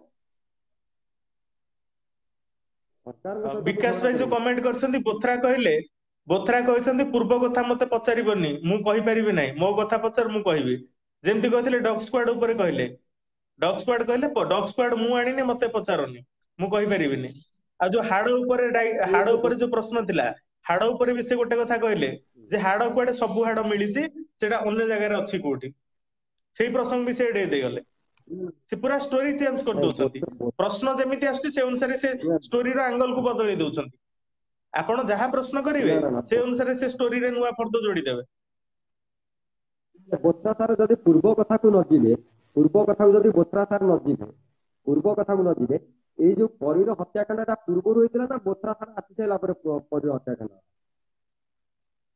बोथरा सारंकर आसी साइला पर परीर हत्याकांड होइछि ना परी हत्याकांड को इन्वेस्टिगेशन करिया पे बोथरा सार आछन आज्ञा आपण पूर्व जिंस को देखि नहीं वर्तमान जिंसटा को पाइबे आपण पूर्व जिंसटा को केम छाड़ देबे पूर्व जिंस आपण को पचारिबु ना काग पचारिबु हम ओडिशार जनसाधारण माने आपण जेहेतु इन्वेस्टिगेशन करछन्ती मामला हेड अछन्ती आपण की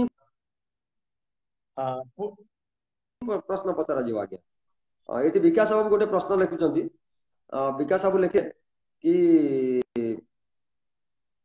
विकास बाबू को प्रश्न गुड़ा बहुत जल्दी जल्दी पड़े जाउची बोथा कहला पूर्व कथा मते पचारिबा नै मु कहि परिबि नै मो कथा मते पचारिले मु कहि आज्ञा विकास बाबू से बोथरा सारे पूर्व कौन पश्चिम कौन उत्तर कौन दक्षिण कौन किसी जानी ना किसी बिली किसी जानी ना काल्पनिक गप आईमा कहानी कहते विकास बाबू कहीं मु कहूँ आईमा कहानी कथा आपण ये भावतु गोटे छुआर हाथर हाड़ मिलला ए हाथर हाड़ मजबूत ना तार मेरुदंड हाड़ मजबूत ता मेरुदंड हाड़ कौन मिले गला ता हाथ हाड़टा रहा ता मेरुदंड हाड़ मिले गला हाँ बोथरा सारा एटा जवाब देबे ता कट्टी हाड़ आम मनीष शरीर ह्यूमन बॉडी रो कट्टी हाड़टा सबठार मजबूत हाड़ कहते आ मेरुदंड हाड़ कहती सबठार मजबूत हाड़ से मेरुदंड कट्टी हाड़ दिटाक मिले गला 8-10 घंटा हाड़ रहा बोथरा सारा आईमा कहानी ओडिशावासी सब जन शुणिक रही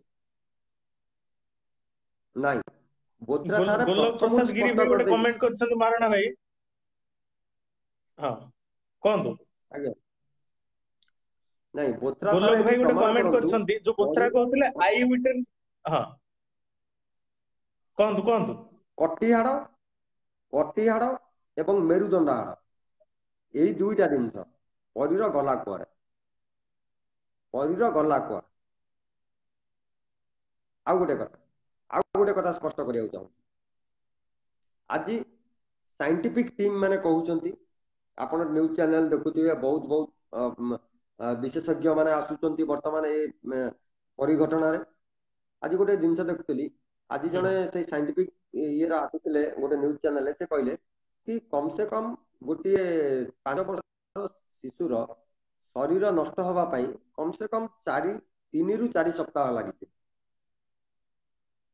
ता मांस रु हाड़ अलग हवा पाई 3 ରୁ 4 सप्ताह लगी किंतु परी केस रे अलग केवल मिलिला कौन पुळे खंडे बाल गोटे खपुरी 8-10 खंड हाड़ आउ किछि नाही से अखा भितर गोटे कपड़ा आउ किछि नाही ता मेरुदंड हाड़ गला कुआडे तार ए गोड़ हाड़ गला कुआडे ता पट्टी हाड़ गला कुआडे एगुरा बोथरा सार को पचाले बोथरा सार पूरा पागल एठी गोलोक भाईंकर गोटे भलो कमेंट अछि देखिबा जे एठी बोथरा सब बेले कहउछन जे आई विटनेस नाहंती जे तार मा मते जोडा गोलोक भाई भी कमेंट करछन्ती परी सहित जो पिला खेलुथिले सेमाने कहिले कान्हू साहू परी को उठेई नेला बोली जो कहार मामू गोटे कहछन्ती जोटा तांकर जो परीर मा जो बारंबार से गणमाध्यम रे कहछन्ती जे तांकर जो पोटी सहित से खेलुथिले परी से निजे स्पष्ट करछन्ती जे पिलाटी छोट पिलाटी कुआडे कहतिला कहार मामू गोटे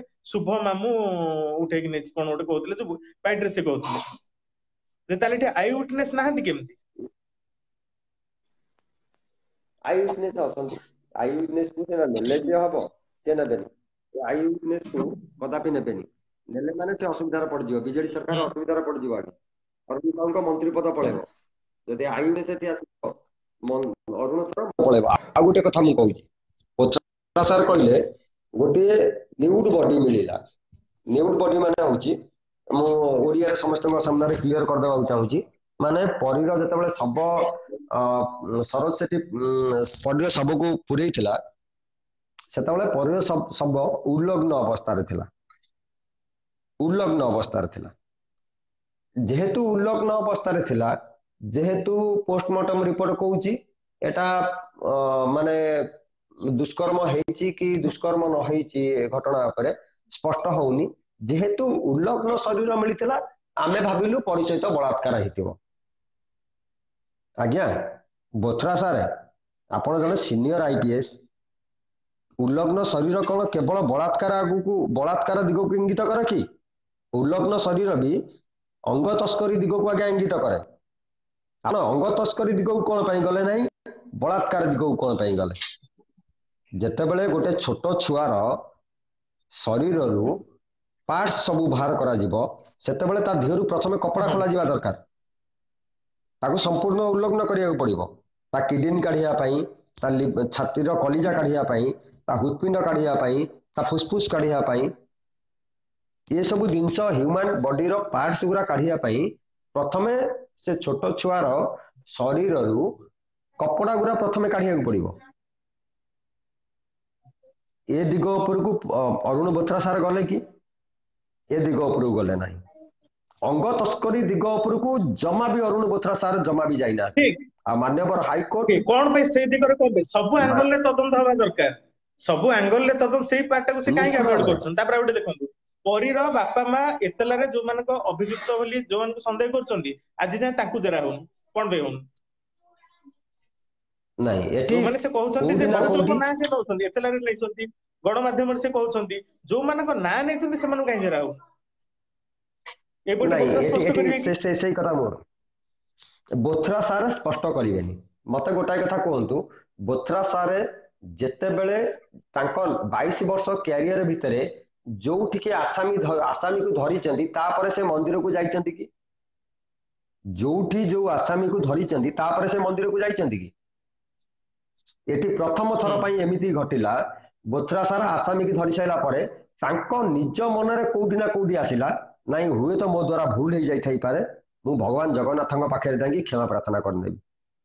ତାପର ଦିନ ସେ ଜଗନ୍ନାଥ ମନ୍ଦିରକୁ ଗଲେ। କୋଉଠି ନା କୋଉଠି ବୋଥ୍ରା ସାର୍ ହୁଏତ ସିନିୟର ଆଇପିଏସ୍ ହେଇଥାଇପାରନ୍ତି, ସିନିୟର ଆଇପିଏସ୍ ଜଣେ, ଆମର ତ ତାଙ୍କ ପାଖରେ କୌଣସି ଔକାତ ନାହିଁ ତାଙ୍କ ସାମ୍ନାରେ ଛିଡା ହେବା ପାଇଁ ମଧ୍ୟ, କିନ୍ତୁ ସାଧାରଣ ଲୋକ ହିସାବରେ, ଜଣେ ସାଧାରଣ ନାଗରିକ ହିସାବରେ ମନରେ ବିଭିନ୍ନ ପ୍ରକାର ପ୍ରଶ୍ନ ସୃଷ୍ଟି ହଉଛି ବୋଥ୍ରା ସାର୍ଙ୍କ ତଦନ୍ତକୁ ନେଇକି ପରୀ ଘଟଣାରେ। ଯେହେତୁ ମୁଁ ସ୍ପେସିଆଲି ମୋ କଥା କହିବି, ନୟାଗଡ଼ ବାହାରୁ ଏଇ ଏସ୍କେ ମହାରଣା ପ୍ରଥମ ଆବାଜ ଉଠେଇଥିଲା। ଓଡିଶାରୁ କୌଣସି ଜାଗାରୁ ଆବାଜ ଉଠି ନଥିଲା। ଯେତେବେଳେ ଓଡିଶାର କୌଣସି ଜାଗାରୁ ଆବାଜ ଉଠି ନଥିଲା, କେବଳ ନୟାଗଡ଼ରୁ ଆବାଜ ଉଠୁଥିଲା ଆପଣଙ୍କର ଏବଂ 2-4 ଜଣଙ୍କର ଆବାଜ ଉଠୁଥିଲା। ଏବଂ ସେଇ ସମୟରେ ଏଇ ଏସ୍କେ ମହାରଣା ଓଡିଶାର କୋଣ ଅନୁକୋଣରେ ପହଞ୍ଚିବାକୁ ଚାହିଁଲା, ପରୀର ଘଟଣାକୁ ପହଞ୍ଚେଇବା ପାଇଁ ଚାହିଁଲା, ଏବଂ ଆପଣଙ୍କ ସହିତ ଲାଇଭରେ ଯୋଡି ହେଲା, ନିଜେ ମଧ୍ୟ ଲାଇଭ କଲା। ପରୀକୁ ମଧ୍ୟ ମୁଁ ନିଜେ ଝିଅ, ପରୀକୁ ମଧ୍ୟ ମୁଁ ନିଜ ଝିଅ ଭାବରେ ଗ୍ରହଣ କରିଥିଲି ଆପଣଙ୍କ ଲାଇଭରେ, ଆଉ ଆପଣଙ୍କୁ କଥା ମଧ୍ୟ ଦେଇଥିଲି କି ସନ୍ତୋଷ ବାବୁ, ଯୋଉ ପର୍ଯ୍ୟନ୍ତ ପରୀକୁ ନ୍ୟାୟ ନ ମିଳିଛି ସେ ପର୍ଯ୍ୟନ୍ତ ମହାରଣା ଚୁପ୍ ହେଇକି ବସିବନି, ତା ସ୍ୱର ଯାହା ବି ହେଲେ ଉଠଉଥିବ। ଆଜି ମଧ୍ୟ ସେଇ କର୍ମ ଆମେ କରୁଛେ। ଆଉ ବୋଥ୍ରା ସାର୍, ନାଇଁ ଧନ୍ୟବାଦ କୌଣସି ଆବଶ୍ୟକ ନାହିଁ ଭାଇ, ଆପଣ ସେ ମାନେ ଛୋଟ ହେଇଯିବ ମଣିଷ, ଏଟା ଆମର କର୍ତ୍ତବ୍ୟ ଆଜ୍ଞା। ସେ ମୋ ଝିଅ ଏଟା ହେଇଥାନ୍ତା, କି ମୋ ଭଉଣୀର ଝିଅଟା ହେଇଥାନ୍ତା, କି ମୋ ଭାଇର ଝିଅଟା ହେଇଥାନ୍ତା, ମୁଁ ଆବାଜ ଉଠେଇ ନଥାନ୍ତି? ନିଶ୍ଚିନ୍ତ ପ୍ରକାର ଉଠେଇଥାନ୍ତି। ସେଇ ଆବାଜଟା ନିଶ୍ଚିନ୍ତ ଭାବରେ ମୁଁ ଉଠେଇଛି ଏବଂ ଶେଷ ପର୍ଯ୍ୟନ୍ତ ଉଠେଇବି। ଆଉ ବୋଥ୍ରା ସାର୍ କୋଉଠି ନା କୋଉଠି ଏଠି ସ୍ପଷ୍ଟ କରିଦିଅନ୍ତୁ ତାଙ୍କ ତଦନ୍ତରେ ଭୁଲ ଘଟିଛି। ଆଉ ପରୀର ଅଙ୍ଗ ତସ୍କରୀ ଦିଗ ଉପରେ ନିଶ୍ଚିନ୍ତ ଭାବରେ ତଦନ୍ତ କରାଯିବା ଦରକାର। ବିକାଶ ଭାଇଙ୍କ କମେଣ୍ଟ ଗୋଟେ ପଢିନବା। ଯେ ସରୋଜ ମା ଭଉଣୀ ଆଗାମୀ ଦିନରେ ଜେରା ହେବେ, ତାପରେ ସେ ଆଉ କିଛି ନୂଆ ଚକ୍ରାନ୍ତ ହେବ ଓ ପ୍ରମାଣ ସୃଷ୍ଟି କରିବେ ନିହାତି ଭାବରେ। ସେଇଟା ତ ଆଜି ସେ ହିଣ୍ଟସ ଦେଇ ଦେଇଛନ୍ତି,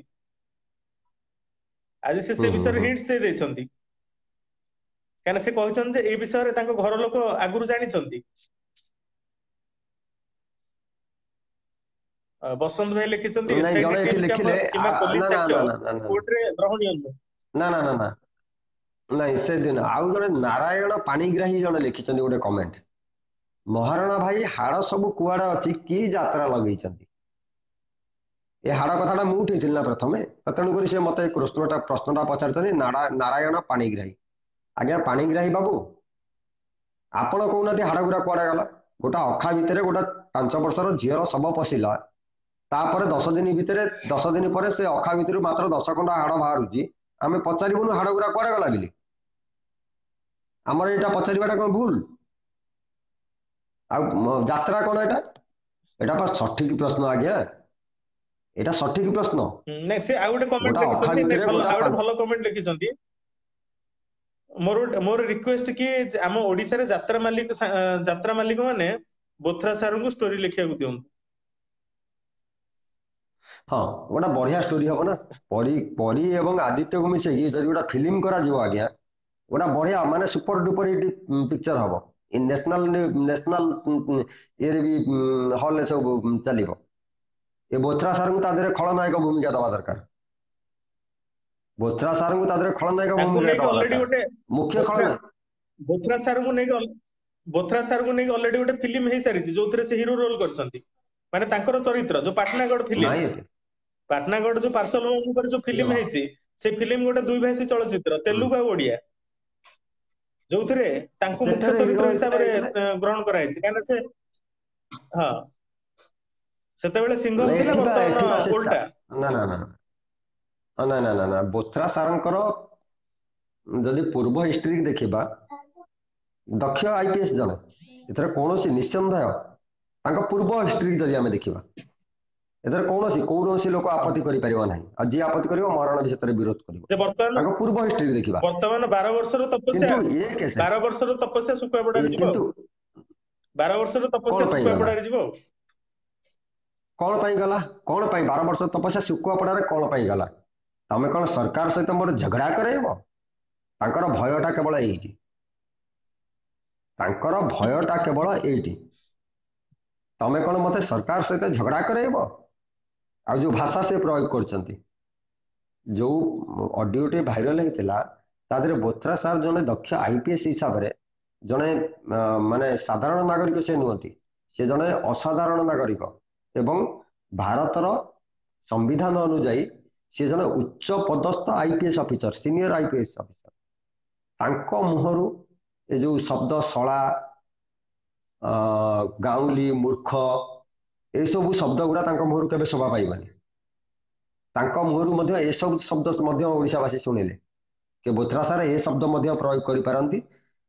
ଯଦି ଜଣେ ଟ୍ୱିଟ୍ କରିଦେଇଛନ୍ତି, ଯଦି ଜଣେ ତାଙ୍କ ବିରୁଦ୍ଧରେ କଣ ଲେଖି ଦେଇଛନ୍ତି, ବୋଥ୍ରା ସାର୍ ସେଦିନ ତ ଟ୍ୱିଟରେ କେବଳ ଜଣେ ଲେଖିଥିଲା।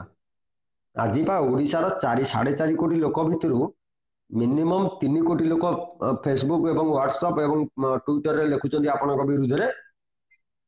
ସେମାନଙ୍କୁ କହୁନାହାନ୍ତି ମୋ ସରକାର ସହିତ କଣ ମୋର ଝଗଡା କରାଇବ? ନବୀନ ବାବୁଙ୍କ ସହିତ ମୋର କଣ ଝଗଡା କରାଇବ?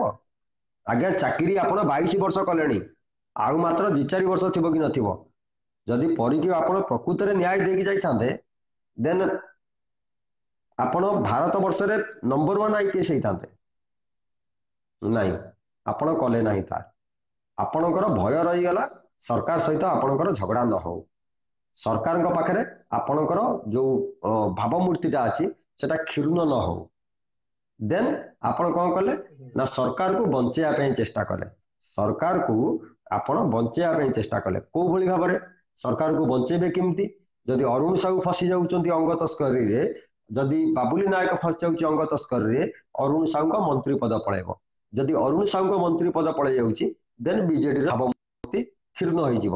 ଏବଂ ନବୀନ ପଟ୍ଟନାୟକ ଯୋଉ 22 ବର୍ଷ ଭିତରେ ତାଙ୍କର ଯୋଉ ଭାବମୂର୍ତ୍ତି ତିଆରି କରିଛନ୍ତି, ତାଙ୍କ ଭାବମୂର୍ତ୍ତି ଉପରେ ଗୋଟେ ପ୍ରଶ୍ନବାଚୀ ସୃଷ୍ଟି ହେଇଯିବ ଓଡ଼ିଶା ଜନସାଧାରଣଙ୍କ ସାମ୍ନାରେ। ତ ତେଣୁ କରି ନା ଅରୁଣ ସାହୁଙ୍କ ଉପରେ ପ୍ରଶ୍ନବାଚୀ ସୃଷ୍ଟି କରିବେ, ନା ବାବୁଲ ନାୟକ ଉପରେ ପ୍ରଶ୍ନବାଚୀ ସୃଷ୍ଟି କରିବେ, ନା ନବୀନ ପଟ୍ଟନାୟକ ଉପରେ ପ୍ରଶ୍ନବାଚୀ ସୃଷ୍ଟି କରିବେ। ତାକୁ ଗୋଟିଏ ଖେଳ କରେଇକି ସେ ଗୋଟିଏ ବ୍ୟୁହ ରଚନା କଲେ, ନାଇଁ ଏମିତି ଗୋଟିଏ ଆମେ ଷ୍ଟୋରି ରଚନା କରିବା, ଏମିତି ଆମେ ଗୋଟେ କାହାଣୀ ଲେଖିବା ଯାହା ଫଳରେ କି ନା ସାପ ମରିବ ନା ବାଡ଼ି ଭାଙ୍ଗିବ। ସେ ସେଇ ହିସାବରେ ତାଙ୍କର ବ୍ୟୁହ ରଚନା କରିକି ତାଙ୍କ ହିସାବରେ ସେ କରିନେଇଗଲେ। ଆଉ ଓଡ଼ିଶାର ଜନସାଧାରଣ ମାନେ ତାକୁ କଦାପି ଆଜି ବି ଗ୍ରହଣ କରିନାହାନ୍ତି, ନା କାଲି ବି ଗ୍ରହଣ କରିବେ। ଆଉ ଏଠି ସ୍ପଷ୍ଟ ଭାବରେ ମୁଁ କହି ରଖିବାକୁ ଚାହୁଁଛି ସନ୍ତୋଷ ବାବୁ, ଯଦି ବି ସରୋଜ ସାହୁ ଦୋଷୀ ହେଇଥାଏ ତେବେ ତାକୁ ଦଣ୍ଡ ମିଳିବା ଦରକାର। କାହା ସାମ୍ନାରେ? ତା ମା ଏବଂ ତା ଭଉଣୀ ସାମ୍ନାରେ ତାକୁ ଫାଶୀ ଦଣ୍ଡ ହେବା ଦରକାର। ତା ମା ଏବଂ ତାଙ୍କ ଭଉଣୀଙ୍କ ସାମ୍ନାରେ ସରୋଜ ସାହୁକୁ ଫାଶୀ ହେବା ଦରକାର। ଏମିତି ସେମିତି ନୁହଁ, ତାକୁ 18 ବର୍ଷ ହେଇସାରିଛି, ଆମେ ମାନିନେବା ତାକୁ 18 ବର୍ଷ ହେଇଯାଇଛି। ଯଦି ଅରୁଣ ବୋଥ୍ରା ସାର୍ ଗଗନ ଭାଇ ସରୋଜ ସେଠୀକୁ ଦୋଷୀ ବୋଲି ସାବ୍ୟସ୍ତ କରୁଛନ୍ତି, ତେବେ ସରୋଜ ସାହୁକୁ ଫାଶୀ ଦଣ୍ଡ ହେବା ଦରକାର। এইটা ସମସ୍ତଙ୍କ ମୁହଁରେ ଆସିବା ଦରକାର। ସରୋଜ ସାହୁ ଯଦି ଦୋଷୀ ସାବ୍ୟସ୍ତ ହଉଛି ସରୋଜ ତେବେ ସେଠୀ, ସରୋଜ ସାହୁକୁ ଫାଶୀ ସରୋଜ ଦଣ୍ଡ ହେବା ସେଠୀ, ଦରକାର। ସରି ସରୋଜ ସରୋଜ ସେଠୀ ସେଠୀ। ଯଦି ସରୋଜ ସେଠୀ, ହଁ ସେଠି ଯଦି ସରୋଜ ସେଠୀ ଦୋଷୀ ସାବ୍ୟସ୍ତ ହଉଛି, ଦେନ୍ ତାକୁ ପରୀ ହତ୍ୟାକାଣ୍ଡ ମାମଲାରେ ତାକୁ ଫାଶୀ ଦଣ୍ଡ ହେବା ଦରକାର। ଆମ ମାନଙ୍କର ମୁହଁରେ ଗୋଟାଏ କଥା ରହିବା ଦରକାର, ଯଦି ଅରୁଣ ବୋଥ୍ରା ସାବ୍ୟସ୍ତ କରିଦେବେ ସରୋଜ ସେଠୀ ଦୋଷୀ, ଦେନ୍ ତାକୁ ଫାଶୀ ଦଣ୍ଡ ହେବା ଦରକାର, ଆଉ କୌଣସି ଦଣ୍ଡ ନୁହଁ। ଆଜୀବନ ଏ ଯୋଉ ବାଳ ସୁଧାର ହଁ, ଗୃହକୁ ପଠେଇଦବା, ଜୁଡିସିଆଲ କୋର୍ଟକୁ ପଠେଇଦବା, ସେଗୁଡ଼ା ନୁହଁ ଆଜ୍ଞା, ତାକୁ ଫାଶୀ ଦଣ୍ଡ ହେବା ଦରକାର ନିଶ୍ଚିନ୍ତ। ଯେ ଅରୁଣ ବୋଥ୍ରା, ଏଠି ଗଗନ ଭାଇ ଗୋଟେ କମେଣ୍ଟ କରିଛନ୍ତି, ଅରୁଣ ବୋଥ୍ରା ଗୋଟିଏ ଡେମୋ ଦେଖାନ୍ତୁ, ଗୋଟିଏ ଶବ ସଢିବାକୁ କେତେ ଦିନ ଲାଗୁଛି। ଠିକ କଥା, ସେଇଟା ହିଁ ମଧ୍ୟ ଡେମୋ, ତାର ଗୋଟେ ଡେମୋ ଦରକାର। ଆଜ୍ଞା କୋଉ କୋଉ ଡେମୋ ଦେଖେଇବେ? ହଁ, ଏଇଠି ଗୋଟେ କଥା ମୋର ମନେ ପକେଇଦେଲେ ଆପଣ। ସରୋଜ ସେଠୀକି ଯେତେବେଳେ ଗିରଫ କରାଗଲା, କୋଉଠୁ ସନ୍ତୋଷ ବାବୁ କୋଉଠୁ ଗିରଫ କରାଗଲା? ହଁ, କୋଉଠୁ ଗିରଫ ତାକୁ କରାଗଲା? ଭୁବନେଶ୍ୱର ତାକୁ ତାକୁ ନେଇକି ଯାଇଥିଲେ, କଣ ଲାଇ ଡିଟେକ୍ସନ ଟେଷ୍ଟ କରିବାକୁ ନେଇଥିଲେ, ଡାଇରେକ୍ଟ ସେଇଠୁ ହିଁ ସେ ଆଉ ଘରକୁ ଫେରିନି। ହୁଁ, ନା ତା ଘରକୁ ନେଇଥିଲେ ବା 5 ମିନିଟ୍ ପାଇଁ ଘରକୁ ନେଇଥିଲେ। ସେଇଟା ହେଇଥାଇପାରେ, ମୁଁ ଟିକେ ଜାଣିନି ସେଇ ଉପରେ। ନାଇଁ ନାଇଁ, ସେଟା ଆଉ ଗୋଟେ ନାଇଁ ଦିନ, ଆପଣ ଯୋଉଦିନ ଜେରା ଜାଣିଛନ୍ତି। ହେଇଥିଲା, ଯୋଉଦିନ ହଁ, ଯୋଉଦିନ ପ୍ରଥମେ ଯୋଉଦିନ କିନ୍ତୁ ଯୋଉଦିନ ଡେମୋ ଦେଖିବାକୁ ଯାଇଥିଲେ, ଆଗ ପ୍ରଥମରୁ ଗିରଫ ହେଇସାରିଛି। ତାକୁ କଣ ପାଇଁ ଗିରଫ ହବା ପରେ ଗୋଟେ ଡେମୋ ଦେଖିବାକୁ ନେଇଥିଲେ। ପ୍ରଥମ ଡେମୋ ଯୋଉଦିନ ଦେଖିବାକୁ ଡେମୋ ଯାଇଥିଲେ, ସେଦିନ ଅଳ୍ପ ଦିନ ସେ ଯେତେବେଳେ ଗଣମାଧ୍ୟମ ସାମ୍ନାରେ ପାଟି କଲା, ମୁଁ ନିର୍ଦ୍ଦୋଷ, ମୁଁ କିଛି କରିନି, ମତେ ଫସା ଯାଉଛି, ସେଇଥିପାଇଁ ବୋଧ ହୁଏ ଆଜି ଗଣମାଧ୍ୟମକୁ ଭୟ କଲେ ବୋଥ୍ରା ସାର୍। କାଳେ ଆଜି ପୁଣି ଗଣମାଧ୍ୟମ ସାମ୍ନାରେ ସେଇ କଥା କହିଦବ, ଆଜି କାଳେ ଡେମୋ ଦେଖେଇ ହବନି, ନାଇଁ ସେଇଥିପାଇଁ ସେ ନାଇଁ ଭୟ ସେ କରିଗଲେ, ସେଠୁ ଯାହା ଫଳରେ କନଫର୍ମ ଆଜି ନା ସେ ନା ମତେ ଗଣମାଧ୍ୟମ ନା ମୋ ପ୍ରତିନିଧି ମାନଙ୍କୁ ନା ମୁଁ ତଡ଼ିଦେଲେ। ବୁଝିପାରୁନି।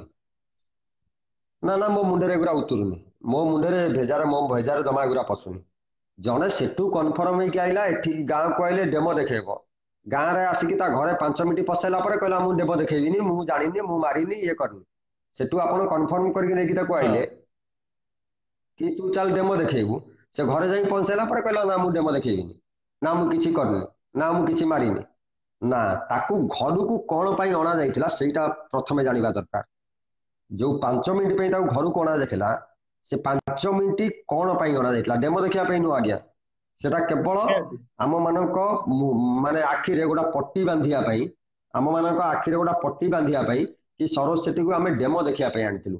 ଡେମୋ ଦେଖେଇଲ ନା ଘୋଡ଼ା ଡିମ୍ବ ଦେଖେଇଲ ଆମକୁ? ସେ ଦେଖେଇଲା ସେନ ଡେମୋ, ସେନ ସେ ଡେମୋ ଦେଖେଇଲା ଆମକୁ। ତାପରେ ଦେଖନ୍ତୁ, ତା ଦି ଦିନ ହଁ, ତା ଆଜିର ଡେମୋକୁ ଟିକେ ଆସନ୍ତୁ। ଆଜିର ଡେମୋରେ ଯେ ହୁଁ, ଯୋଉ ସରୋଜର ପରିବାରର ଲୋକ, ତାର ବୋଉ ଆଉ ଭଉଣୀ ଆଉ ଭିଣେଇ ସମସ୍ତଙ୍କୁ ଗୋଟେ ଘର ଭିତରେ ବନ୍ଦ କରିଦେଲେ।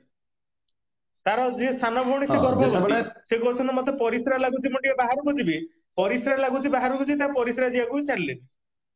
ଯେ ଯଦି ଡେମୋ ଦେଖାଉଛି, ତାକୁ ଯଦି ବନ୍ଦ ନ କରିବା କାରଣ ତାଙ୍କ କଣ? ଗୋଟେ ଘରେ କାହିଁକି ବନ୍ଦ କଲେ? କାଳେ ସେ ହୁଁ, ତାଙ୍କ ପୁଅକୁ ପଚାରିଦେବେ, ତା ଭାଇକୁ ପଚାରିଦେବେ ଯେ ପୋଲିସ କିଛି ବାଡାବାଡି କରୁଛି କି, ପୋଲିସ ଚାପ ପ୍ରୟୋଗ କରୁଛି ନା କି, ନା ନା ନା ନା ନା ନା ସତରେ ତୁ ନା ନା ମାରିଛୁ, ନା କାଳେ ଏଇଟା ପଚାରିଦେବେ, ଏଇଠି ସେ ମନା ଏଇଠି ଗୋଟେ କରିଦବ। ନା ନା ନା ଏଇଠି ଗୋଟେ କଥା ମୁଁ ବୁଝିପାଇଲିନି ସନ୍ତୋଷ ବାବୁ। ଅରୁଣ ବୋଥ୍ରା ସାର୍ କହୁଛନ୍ତି ହୁଁ, କି ପରୀ ହତ୍ୟାକାଣ୍ଡରେ ସରୋଜ ସହିତ ତା ମା ଏବଂ ଭଉଣୀ କିଛି ଜାଣିଛନ୍ତି ବା କିଛି ତା ଦେହରେ ଅଛନ୍ତି। ଗୋଟା ବାଟରେ ଏ ଦିଗ କଥା ହୁଁ କହୁଛନ୍ତି। ଯଦି ସିଏ ଜାଣିଛନ୍ତି ହୁଁ କି ଯଦି ଦେଖିଛନ୍ତି ଯଦି ସାହାଯ୍ୟ କରୁଛନ୍ତି ଡେମୋରେ ବି ସେମାନେ ହେଲ୍ପ କରିବା କଥା।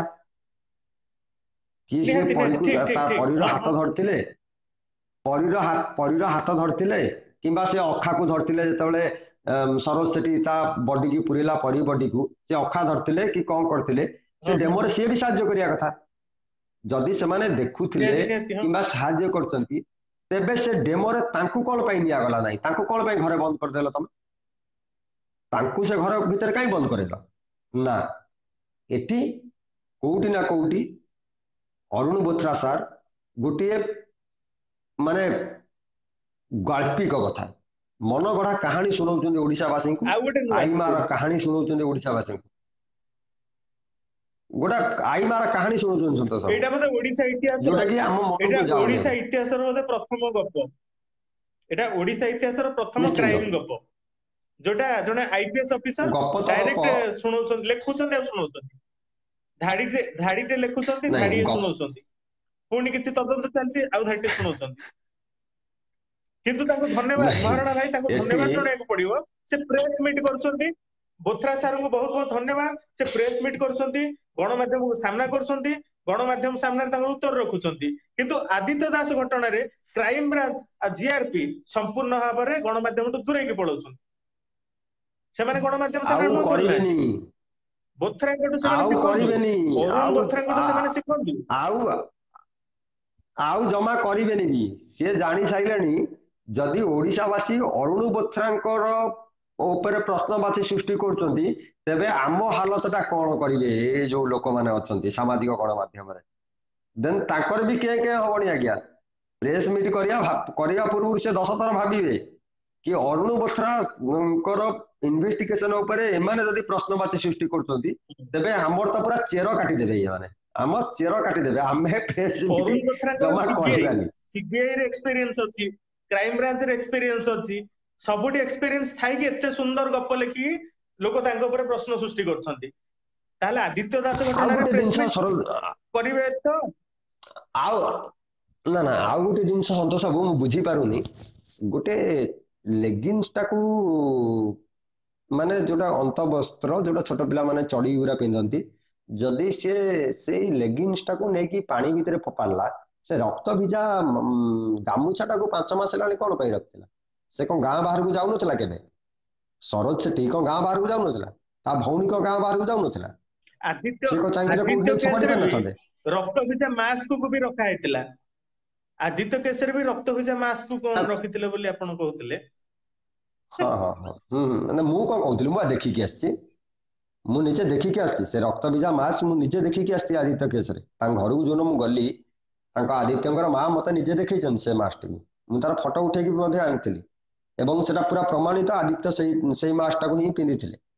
ସେ ମାସ୍କର କଲର, ସେ ମାସ୍କର ଉପର ବର୍ଡର ଯୋଉଟା ମାନେ ସମ୍ବଲପୁରୀ ମାସ୍କଟା, ସେଟା ଆପଣ ଜାଣିଥିବେ ପଶ୍ଚିମ ଓଡିଶାର କାରୁକାର୍ଯ୍ୟ ଟିକେ ଅଲଗା ଜିନିଷ, ତାଙ୍କ କପଡା ଉପରେ ଟିକେ ଅଲଗା ପ୍ରକାର ଡିଜାଇନ ହେଇଥାଏ। ତା ଦେହରେ ସମ୍ବଲପୁରୀ ଆଦିତ୍ୟ ଯୋଉଟା ଲାଷ୍ଟ ଟାଇମ ରେ ଯୋଉ ମାସ୍କ ପିନ୍ଧିଥିଲେ, ସେଟା ସମ୍ବଲପୁରୀ ମାସ୍କ ଥିଲା।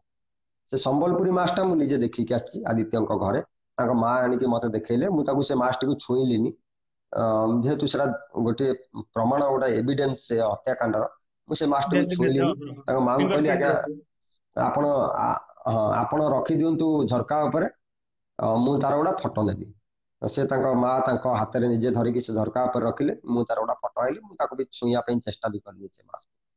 ଦେଖନ୍ତୁ ଆଦିତ୍ୟ କେସରେ ସେ କଦାପି ନେଲେ ନାହିଁ, ନେଲେ ନାହିଁ କଣ, ଇଏ ବା ଦେଲେନି, ଇଏ ଦବାକୁ ଚାହିଁଥିଲେ କଣ ସେ ନେଇନଥାନ୍ତେ? ବିକାଶ, ହଁ ବିକାଶ ଭାଇଙ୍କର ଗୋଟେ କମେଣ୍ଟ, ହଁ ଠିକ, ଗୋଟେ କମେଣ୍ଟ ଟିକେ ପଢି ନବା। ଆପଣ ଟିକେ ଯେ ବାପ ଆପଣ ଛେଉଣ୍ଡ ଗୋଟାଏ ମିନିଟ୍ ପିଲାଟାକୁ ଚାଲୁ ରଖନ୍ତୁ, ମୁଁ ଖାଲି ଫସାଉଛନ୍ତି, ହଁ ଆପଣ ଗୋଟେ ମିନିଟ୍ କଣ୍ଟିନ୍ୟୁ କରନ୍ତୁ, ମୁଁ ଖାଲି ବାପ ଗୋଟେ ମିନିଟ୍ ଛେଉଣ୍ଡ ସମୟ ନେଉଛି, ପିଲାଟାକୁ, ଗୋଟେ ମିନିଟ୍ ହଁ ସମୟ ନେଉଛି। ହଁ, ବାପ ଛେଉଣ୍ଡ ପିଲାଟାକୁ ଫସାଉଛନ୍ତି। 12ରୁ 14 ଖଣ୍ଡ ହାଡ ମିଳିଥିଲା, 12ରୁ 14 ଖଣ୍ଡ ହାଡ ମିଳିଥିଲା, ଶରୀରର ଆଉ କିଛି ଅଂଶ ନଥିଲା। ତହସିଲଦାରଙ୍କ ଠାରୁ ପୋଲିସ ଭାଇ ସବୁ ଦେଖିଛନ୍ତି, ଆମକୁ ଏ ପର୍ଯ୍ୟନ୍ତ ପୋଷ୍ଟମର୍ଟମ ରିପୋର୍ଟ ମିଳିନି। ବାପ ଛେଉଣ୍ଡ ପିଲାଟାକୁ ଫସାଉଛନ୍ତି। ନାବାଳିକା ପରୀର ବାପା, ଯେ ପରୀର ବାପା ଏଇଭଳି ଉକ୍ତି କହିଛନ୍ତି। ଯେ 12 ରୁ 14 ଖଣ୍ଡ ହାଡ ମିଳିଥିଲା, ଶରୀରର ଆଉ କିଛି ଅଂଶ ନଥିଲା। ତହସିଲଦାରଙ୍କ ଠାରୁ ପୋଲିସ ଭାଇ ସବୁ ଦେଖିଛନ୍ତି, ଆମକୁ ଏ ପର୍ଯ୍ୟନ୍ତ ପୋଷ୍ଟମର୍ଟମ ରିପୋର୍ଟ ମିଳିନି। ବାପ ଛୋଟ ପିଲାଟାକୁ ଫସାଉଛନ୍ତି। ନିହାତି ଭାବରେ ଏପରେ ମଧ୍ୟ ତର୍ଜମା ହେବା ଆବଶ୍ୟକ, ସେ କଣ ପାଇଁ?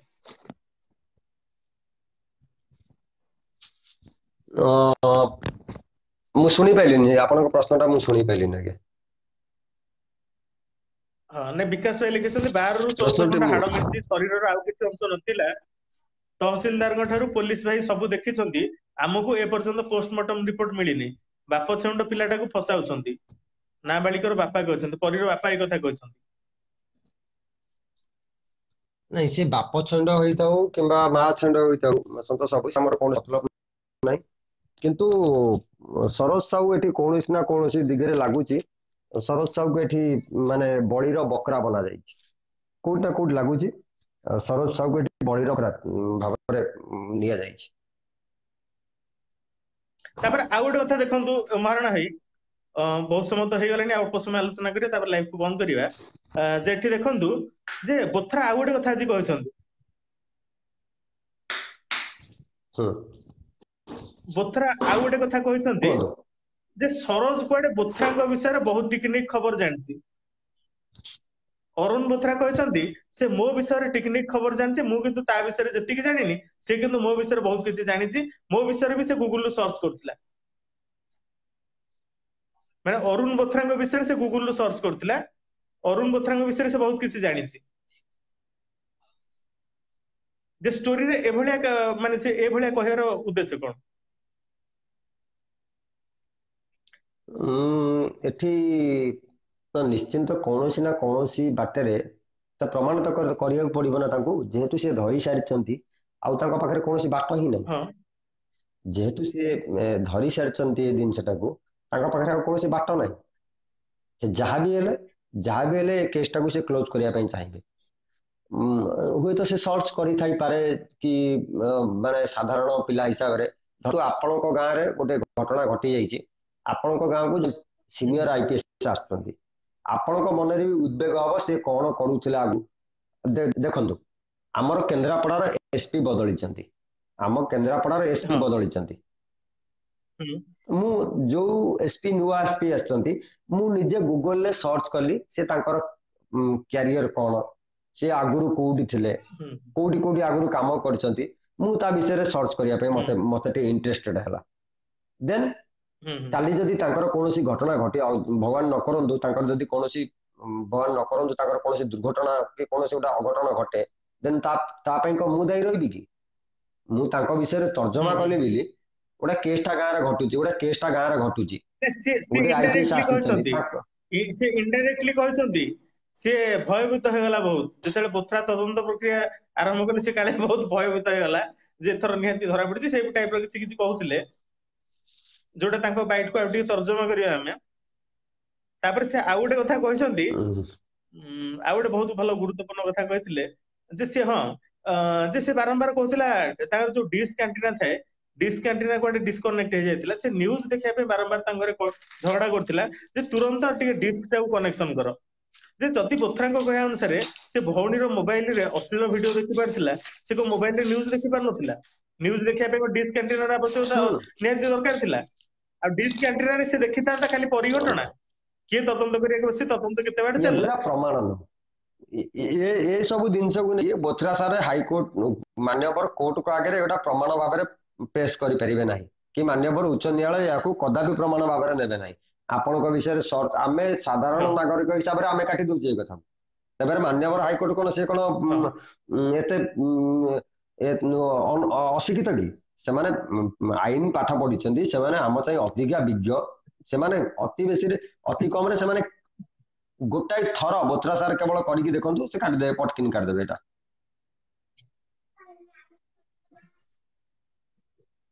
ମହାରଣା କଣ୍ଟିନ୍ୟୁ ଟିକେ କରନ୍ତୁ, ଗୋଟେ ଚାର୍ଜ ହଁ, ଟିକେ ଏଠି କମିଗଲା ତ ଟିକେ ଜଣେ କଣ୍ଟିନ୍ୟୁ ଲେଖିଲେ, କରନ୍ତୁ। କି ଏଠି ଜଣେ ଲେଖିଲେ କି ଲାଇଭ କୁ ବନ୍ଦ କରିବା ପାଇଁ ଓଡିଶା ଗଭର୍ଣମେଣ୍ଟ ପ୍ରୟାସ ଜାରି ରଖିଛନ୍ତି। ହଁ କଣ କହିଛନ୍ତି?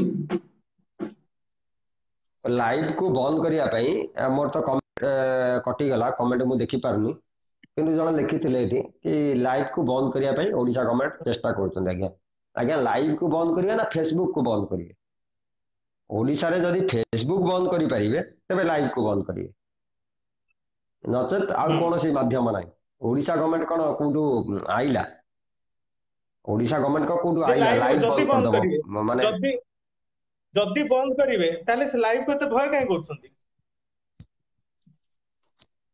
नहीं लाइव टा कौन लाइव रे कौन किए काकू शोधुची किए काकू मार दउची ओडिशार आमे कौन घरे बसिकी जोटा आलोचना करुचे आमे दुई जन भितर घर भितर जेला आमे बसचे कि सांगसाथी गहली रे बसुचे आमे गोटा आलोचना पर्यालोचना घटुची 5-10 जन अछंती सेही घटनाटाकू आमे 5 जनक बदले रे 500 लोकन कतरे पहुंचा पई चाहू कि 5000 लोकन पाखरे पहुंचा पई चाहू गोटे गोटे लाइव 5000 गोटे गोटे लाइव 50000 गोटे गोटे लाइव 5 लाख 5 लाख भी देखते बंद करिया पे अछि फेसबुक टा बंद करिया पड़िबो लाइव बंद करि पारि हां ठीक ठीक हां फेसबुक बंद कर दियो ट्विटर बंद कर दियो काने से सोशल मीडिया अकाउंट रे तांकर भी बहुत प्रचार होची आज जदि भी शासक दल प्रचार चले सेटा सोशल मीडिया रे बहुत प्रचार चले एटा गणतंत्र देश आगे एटा गणतंत्र देश एटा उत्तर कोरिया नुह उत्तर कोरिया किम जोंग जो भली भाबरे तांकर इंटरनेट को बंद करचंती सामाजिक गणमाध्यम को साधारण लोक व्यवहार करि परिबे नाही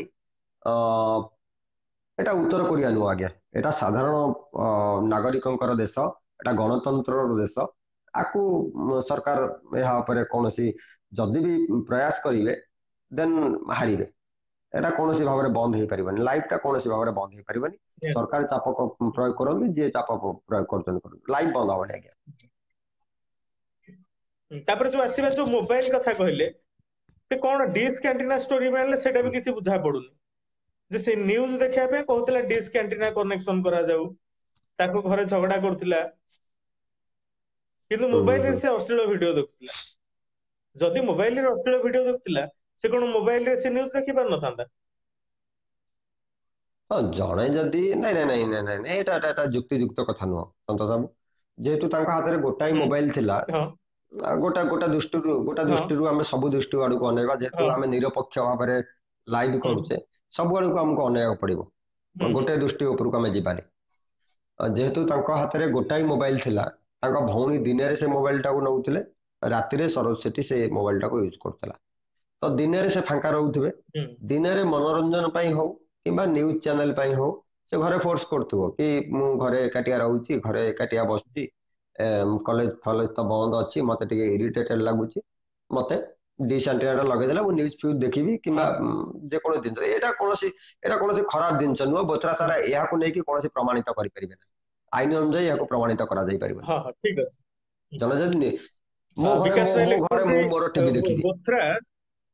हाँ विकास भाई लिखिछंती बोथरा कुकुर कथा पूरा एड़े देइछंती एहाकू मु घोर निंदा करछि निहाती भाबरे जो संधानी कुकुर प्रसंग पूरा एड़े देई गले जे ए विषय मु किछि कहि परिबिनी काना मु संधानी कुकुर आन नथिली जेटा निहाती भाबरे भूल प्रसंग से रासुना खालर स्वाति प्रसंग देखंतु नयागढ़ जो स्वाति निखोज होइतिला सेई केस रे भी वर्तमान जो डॉग स्क्वाड फेल मारतिला परिकेस रे फेल मारला ताले डॉग स्क्वाड लाभ कोन डॉग स्क्वाड प्रसंग संपूर्ण भाबरे सेडे देई गले जेहेतु सीबीआई बोथरा सारंगर सीबीआई रे अभिज्ञता अछि बोथरा सारंगर क्राइम ब्रांच रे अभिज्ञता अछि से निहाती भाबरे तांगर डॉग स्क्वाड ऊपर बहुत अभिज्ञता थिबो जदि डॉग स्क्वाड रे बोथरा सारे एटी गोटा ताले सामान्य प्रश्न से काहे केडे दउ ना ना ना बोथरा सारे एटी गोटा स्पष्ट कर दियंतु प्रथमे जेहेतु से सीबीआई रे काम करचंती ओडिसा रो माने भारत रो सर्वोच्च तदंतकारी संस्था रे से काम करचंती एटी स्पष्ट कर दियंतु जदि गोटे शब पड़ी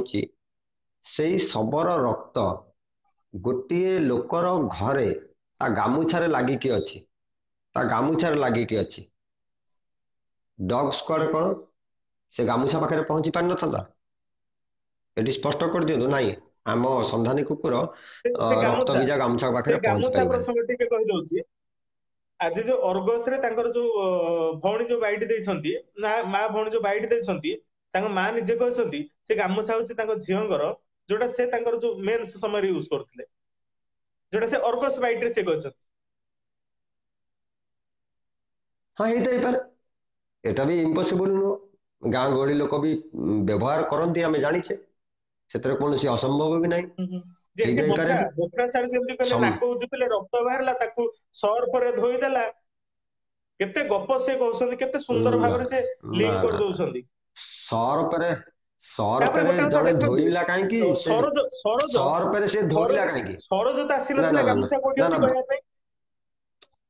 ଆପଣ ବହୁତ ଜଲ୍ଦି ଜଲ୍ଦି ଯାଉଛନ୍ତି, ଫାଷ୍ଟ ଯାଉଛନ୍ତି। ମୁଁ ଫାଷ୍ଟ ଯିବା ପାଇଁ ପସନ୍ଦ କରେ ନା ଆଜ୍ଞା, ମୁଁ ଟିକେ ଆରାମସେ ଯିବା ପାଇଁ ଚାହେଁ। ହୁଁ, ଜଣେ ସର୍ପରେ ଧୋଇଲା, ବୋଥରା ସାରଙ୍କ ହଁ କହିବା ଅନୁଯାୟୀ ଗାମଛାଟାକୁ ଜଣେ ସର୍ପରେ ଧୋଇଲା, ସେ ସର୍ପରେ ଧୋଇ ସାରିଲା ପରେ ଦେଖିଥିବ ନା ରକ୍ତ ଦାଗଟା ଅଛି ବୋଲି, ରକ୍ତ ଦାଗଟା ଅଛି ବୋଲି ସେ ଗାମଛା ଧୋଇ ସାରିଲା ପରେ ଦେଖିନଥିବ ନା। ତାକୁ ପୁଣି ସେ ଆଣିକି ରଖିଛି ନା, ଶୁଖି ସାରିଲା ପରେ ଆଣିକି ରଖିଛି, ଧୋଇ ସାରିଲା ପରେ ଶୁଖେଇଥିବ, ଶୁଖିଲା ପରେ ସେ ଆଣିକି ରଖିଥିବ, ସେ ଦେଖିଥିବ ନା ତା ଦେହରେ ଦାଗ ଲାଗିଛି। ସେ ଦାଗ ସ୍ପଟଟାକୁ ସେ କାଟିକି ପୋଡ଼ି ପାରିନଥାନ୍ତା କି? ସେ ଗାମୁଛାଟାକୁ ଗୋଟେ ବ୍ୟାଗରେ ପୁରେଇକି ନେଇକି ଗାଁ ପାଖ ନଦୀ କି ନଈ କି ଇଏରେ ଫୋପାଡ଼ି ପାରିନଥାନ୍ତା? ସେ କଣ ଲୁଚେଇକି ରଖିଥାନ୍ତା? ନାଇଁ, ବୋଥରା ସାର ଆସିବେ, ମୋର ଏଇ ଗାମୁଛାଟାକୁ ଜବତ କରିବେ, ସେ ରଖିଥାନ୍ତା, ଜଣେ ଏଭିଡେନ୍ସ ରଖିଥାନ୍ତା। ଗାଁକୁ ଘନ ଘନ ପୋଲିସ ଆସୁଥିଲେ ସେତେବେଳେ, ନୟାଗଡ଼ ପୋଲିସ ଆସୁଥିଲେ, ନୟାଗଡ଼ର ତଦନ୍ତକାରୀ ବିଭାଗ ମାନେ ଆସୁଥିଲେ। ଯେତେବେଳେ ଏତେ ସବୁ କାଣ୍ଡ ଘଟୁଥିଲା, ସରୋଜ ସେଠି ଚାହିଁଥିଲେ କଣ ସେ ଗାମୁଛାଟାକୁ ଫୋପାଡ଼ି ପାରିନଥାନ୍ତା ଆଜ୍ଞା?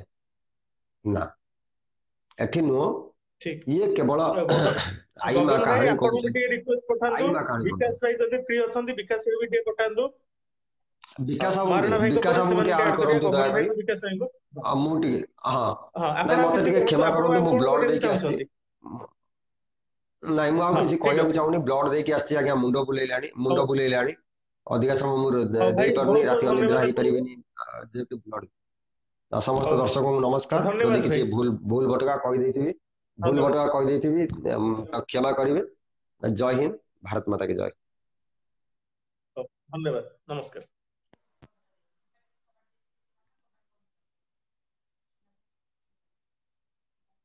ଆଶିଷ ଭାଇ ଆପଣଙ୍କ ରିକ୍ୱେଷ୍ଟ ଆପ୍ରୁଭ କରୁଛି। ଗଗନ ଭାଇ ଟିକେ ରିକ୍ୱେଷ୍ଟ ପଠାନ୍ତୁ, ବିକାଶ ଭାଇ ରିକ୍ୱେଷ୍ଟ ପଠାନ୍ତୁ।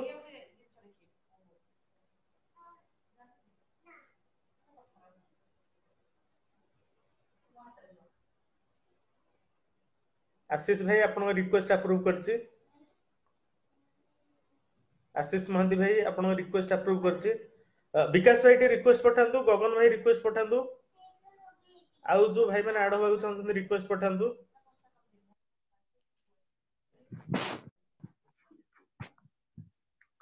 ଜୟ ଜଗନ୍ନାଥ ଭାଇ। ଭାଇ ନମସ୍କାର, ଲାଇଭକୁ ଆପଣଙ୍କୁ ସ୍ୱାଗତ।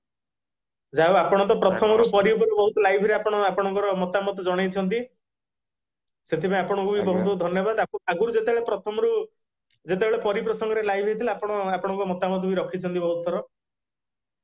ଯେ ଆଜ୍ଞା ଏଇ ଯୋଉ ଆପଣ ତ ସବୁ ଆଲୋଚନା ଶୁଣିଛନ୍ତି, ଆପଣଙ୍କ ପ୍ରତିକ୍ରିୟା ଟିକେ ରଖିଦିଅନ୍ତୁ। ମୋ କହିବା କଥା ଅଛି ଯେ, ସେ ଲେଙ୍ଗଜି କଣ କହୁଥିଲେ, ସେ ଯୋଉ ପରିର ଯୋଉଟା ଖୋଜିଲେ ପୋଖରୀ ଭିତରେ, ସେ ବି ତ ପକେଇ ପାରିଥାନ୍ତା। ହଁ ସେଇଟା ବି ଛାଡ, ମୁଁ ସେଇଟା ଖାଲି କହିଲେ। ତାପରେ ଦୁଇରେ ଭାଇ, ଯୋଉ ହାଡ ଯୋଉ ମିଳିଛି, ଏ ହାଡ ହେଲା ମାନେ ଯୋଉ ବିକାଶ ସାର୍ ଯୋଉ କହିଥିଲେ, ଏଟା କୋଉ ସଂଶୟ ମାନେ କୋଉଠୁ ନେଇକି ଆସିଛନ୍ତି। ଆକ୍ଚୁଆଲି ଏଇଟା ସେଇଆ ହେଇଯାଇଛି, ଏଟା ପରିର ବି ହାଡ ନୁହେଁ। ଠିକ। ଯେ ପରିର ଯଦି ଗୋଲକ ହାଡ ପ୍ରସାଦ ହେଇଥାନ୍ତା ଗିରି ଭାଇ ସବୁ ଗୋଟେ ହାଡ କମେଣ୍ଟ କରିଛନ୍ତି, ଗୋଲକ ପ୍ରସାଦ ଗିରି ଭାଇ ଗୋଟେ କମେଣ୍ଟ କରିଛନ୍ତି, ଆଜି ପର୍ଯ୍ୟନ୍ତ ଯେତେ ସବୁ ନାଟକ ହେଇଥିଲା, ସେଇଟା କଣ ସରୋଜ ପାଇଁ ହଉଥିଲା କି?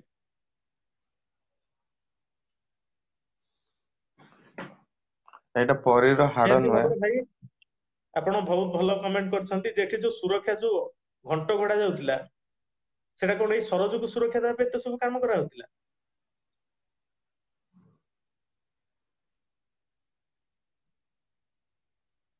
ହ୍ୟାଲୋ। ହଁ କୁହନ୍ତୁ ଆଶିଷ ଭାଇ, କୁହନ୍ତୁ, ଆପଣଙ୍କ ପ୍ରତିକ୍ରିୟା ରଖନ୍ତୁ। ମୋ କହିବା କଥା ଅଛି, ସରୋଜ ଗୋଟେ ପିଲା, ଗୋଟେ ନିରୀହ ପିଲା, ତା ଲାଇଫ ଟା ତ ବର୍ବାଦ କରିଦେଲେ ଏମାନେ ମିଶିକି। ଆଉ ଗୋଟେ ଜିନିଷ ହେଲା, ସେ ତ କିଛି କରିନି, ତାକୁ ଖାଲି ଯେମିତି ମହରା ଗୋଟେ ବନେଇକି ଚାଲିଛି। ଆଜି ସେ ଆସିଥିଲା ଯୋଉ ଡେମୋ ଦେବା ପାଇଁ, ତାକୁ ଜବରଦସ୍ତି, ମୁଁ ନ୍ୟୁଜରେ ଦେଖୁଥିଲି, ଜବରଦସ୍ତି ସେଇଠି କହ, ତାର ମାନେ ଯୋଉ ହାତଟା ଠାରଟା ସେ ଥିଲା, ଆଉ ରିପୋର୍ଟର ମାନେ ପାଖରେ ବି ନଥିଲେ। ଯଦି ରିପୋର୍ଟର ମାନେ ପାଖରେ ଥିଲେ, ତାକୁ ଡାଇରେକ୍ଟ ପଚାରି ପାରିଥାନ୍ତେ, ସାମ୍ନା କରନ୍ତୁ, ମିଡିଆ ଯେ ମାନେ ରିପୋର୍ଟର ମିଡିଆଙ୍କ ମାନଙ୍କୁ ସେ ସାମ୍ନା। ଜାଗାକୁ ଛଡା ହେଲାନି, ରିପୋର୍ଟର ମାନଙ୍କୁ ନା ଛଡା ହେଲାନି, ଛଡା ରିପୋର୍ଟର ମାନଙ୍କୁ ହେଲାନି। ଦୂରେଇ ଦେଲେ। ଯଦି ଆପଣ ସେ ସେ ଯଦି ଶ୍ରୀଧର ପ୍ରଧାନ ଯଦି ଭାଇଙ୍କର ଲାଇଭ ଦେଖିଥିବେ, ଯୋଉଠି ରିପୋର୍ଟର ମାନଙ୍କୁ ସେ ଜମା ଛାଡିଲେନି, ମନା କଲେ, ସେ ଯାଉ କେହି ହଁ ଯାଇପାରିବେନି। ତାର ଯୋଉ ସେ ଯଦି ସରୋଜର ପରିବାର ଲୋକଙ୍କୁ ଗୋଟେ ଘର ଭିତରେ ବନ୍ଦ କରିଦେଲେ। ଯେ ହଁ ତାଙ୍କୁ ତ ଯଦି ବନ୍ଦ ବୋଥରା କନଫର୍ମ ଅଛନ୍ତି ଯେ ସରୋଜର ପରିବାର ଲୋକ ସବୁ ଜାଣିଥିଲେ, ତାହେଲେ ସରୋଜର ପରିବାର ଲୋକଙ୍କୁ ଆଣିକି ସରୋଜ ସହିତ କଣ ପାଇଁ ମିଶିକି କଣ ପାଇଁ ଡେମୋ କରା ନହେଲା? ଡେମୋ ବା କରାଯାଇଛି କିଛି, ଏଇଟା ଡେମୋ କୁହାଯାଏ କି? ଡେମୋ ତ ସେ ତ ନିଜେ ନିଜେ ଯାଇକି କରିବା କଥା ନା, ତାକୁ ବତେଇବେ ତୁ କୋଉଠି ପକେଇଛୁ ସେଠି ନେଇ ଛିଡା କରିବେ, ସେ ତ ଆଗେ ଯାଇକି ବତେଇବ ନା। ଏମାନେ ତ ସ୍ପଟ ଉପରେ ନେଇ କହୁଛନ୍ତି ଏଇଠି ପକେଇଛୁ ବୋଲି କହ। ତାପରେ ମିଡିଆ ସାମ୍ନାରେ ତାକୁ ଛିଡା କରି କହିଲେନି ଯେ ତୁ ସେ କରିଛୁ ବୋଲି, ସେ ତ ମାନିବ ନା। ଯଦି ଆପଣଙ୍କ ସାମ୍ନାରେ ମାନଛି ତ ମିଡିଆ ସାମ୍ନାରେ ବି ମାନି ଯିବ ତ ମିଡିଆ ସାମ୍ନାରେ କାହିଁ ନିହାତି କରୁନାହାନ୍ତି? ଠିକ ଠିକ। ତାପରେ ଆଉ ଗୋଟେ କଥା କହିଲେ, ନୟାଗଡ ପୋଲିସ ଆମେ ସମାନ। ଆମେ ଆମେ ସେ ମୋ ପାଇଁ କାମ କରନ୍ତି, ଆମେ ଗୋଟେ ପୋଲିସ, ଓଡିଶା ପୋଲିସ ଆମେ ଗୋଟେ। ଗୟାଧର ଭାଇ, ଚନ୍ଦନ ପ୍ରିୟଦର୍ଶୀ ଭାଇ, ସମସ୍ତଙ୍କୁ ଆଡ କରିବା। ଆଶିଷ 5 ଭାଇ ଆଉ ମାସ କଣ ହେଲା କହିବାକୁ ଆମ ଚାହୁଁଛନ୍ତି? ହୁଁ। ମୁଁ କହିବାକୁ ଚାହୁଁଛି ଯୋଉ ସରୋଜ ରଥକୁ ଭଲ, ମାନେ ଯୋଉ ତା ଲାଇଫ ଟା ବର୍ବାଦ ହେଇଛି, ସରୋଜ ଆଉ ସେଠୀ। ବଥରା ହଁ ସାର ତାଙ୍କୁ ହଟେଇବାର ଅଛି। ମାନେ ତାଙ୍କର ଯୋଉ ସିଟ୍, ଯୋଉ ଘମଣ୍ଡରେ ଯୋଉ IPS ହେଇଛନ୍ତି, ନିର୍ଣ୍ଣିତ କରିବାକୁ କରନ୍ତୁ। ଆଉ ୟା ତ ଆଉ ନିର୍ଦ୍ଦୋଷରେ ଆଶିଷ ଭାଇ ଖଲାସ ଆପଣ, ହବ ଏପରେ। ହଁ, ଆଉ କଣ କହିବାକୁ ଆଉ ଚାହୁଁଛନ୍ତି? ମହାରଣା ଭାଇ ଯୋଉଟା କହିଲେ, ତାକୁ ଫାଶୀ ଦିଆଯାଉ।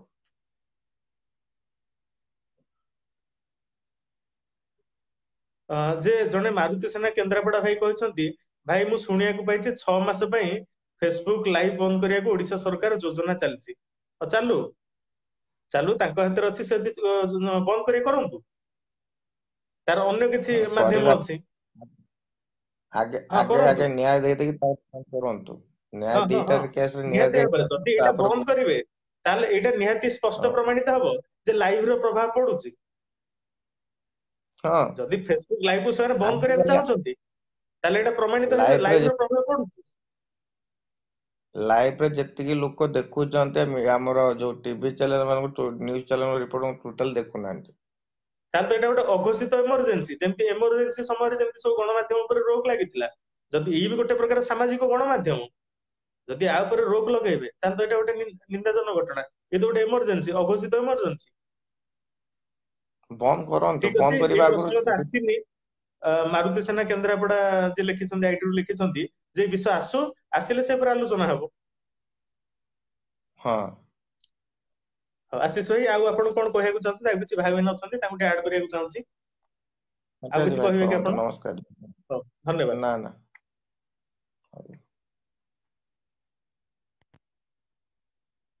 ଗୟାଧର ଭାଇ, ମୁଁ ଆପଣଙ୍କ ରିକ୍ୱେଷ୍ଟ ଆପ୍ରୁଭ୍ କରୁଛି। ଗୟାଧର ଭାଇଙ୍କ ପରେ ଚନ୍ଦନ ଭାଇଙ୍କ ରିକ୍ୱେଷ୍ଟ ଆପ୍ରୁଭ୍ କରିବା।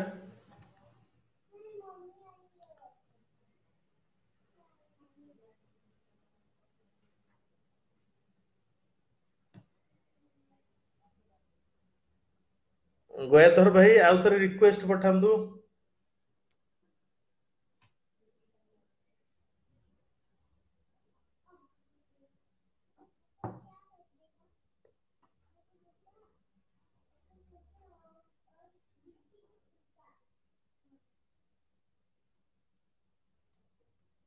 ନୟାଗଡ଼ ସୁର ଏଇଠୁ ଯାହା କମେଣ୍ଟ କରିଛନ୍ତି, ସେ ବିଷୟରେ ତ ଆମେ ଆଲୋଚନା କରିଛୁ।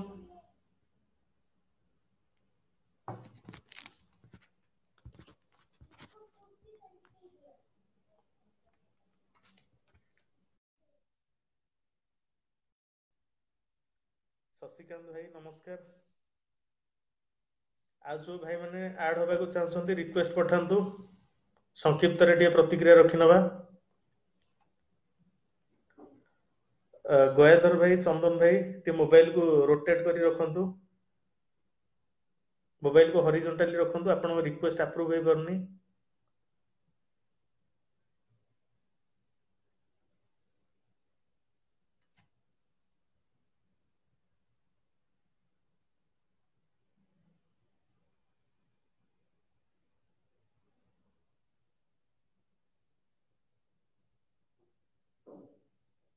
ଆଉ ଯୋଉମାନେ ଆଡ ହବାକୁ ଚାହୁଁଛନ୍ତି, ରିକ୍ୱେଷ୍ଟ ପଠାନ୍ତୁ।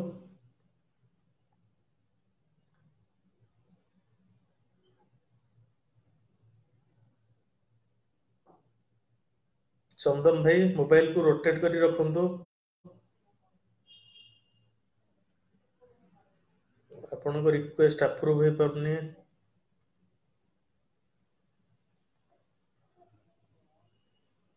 ଗୟାଧର ଭାଇ ଗୋଟେ କମେଣ୍ଟ ଲେଖନ୍ତୁ, ଆଡ ମି ଲେଖନ୍ତୁ, ଆଉ ଆପଣଙ୍କ ମୋବାଇଲ କୁ ହରିଜୋଣ୍ଟାଲି ରଖନ୍ତୁ। ଆଡ ହେବାକୁ ଯାଉଛନ୍ତି। ନମସ୍କାର ଭାଇ ନମସ୍କାର, ନମସ୍କାର। ଲାଇଭ କୁ ଆପଣଙ୍କୁ ସ୍ୱାଗତ। ହଁ ଯେ ଆପଣ ତ ଲାଇଭ ଦେଖୁଛନ୍ତି, ବୋଧେ ଦେଖିଛନ୍ତି ଲାଇଭ, ଯେ ଆପଣ ଟିକେ ଆପଣଙ୍କ ପ୍ରତିକ୍ରିୟା ଆଜ୍ଞା ରଖନ୍ତୁ। ଆଜ୍ଞା ଆଉ କିଛି ପଚାରୁନି ଆପଣଙ୍କୁ, ଆପଣ କଣ ଚାହୁଁଛନ୍ତି କହିବାକୁ କହିଦିଅନ୍ତୁ। ପ୍ରଥମେ କଥା ହେଲା ଭାଇ, କହିବାଟା ମାନେ ବିଧାନସଭା ଆଗକୁ ଯେ ଗଲେ ପରୀର ବାପା ମା ସୁସାଇଡ କରିବା ପାଇଁ, ତ ତାଙ୍କର ପ୍ରତିକ୍ରିୟା ଏପର୍ଯ୍ୟନ୍ତ ବୁଥରା ସାର୍ କିଛି ନେଲେନି। ଠିକ। ତାଙ୍କୁ ପ୍ରଥମେ ନବା କଥା, ଯେ ପଚାରିବା କଥା ତାଙ୍କର କଣ ଅଭିଯୋଗ ଅଛି, ତ ତାଙ୍କୁ କିଛି ନଉନାହାନ୍ତି ତା ଭିତରକୁ।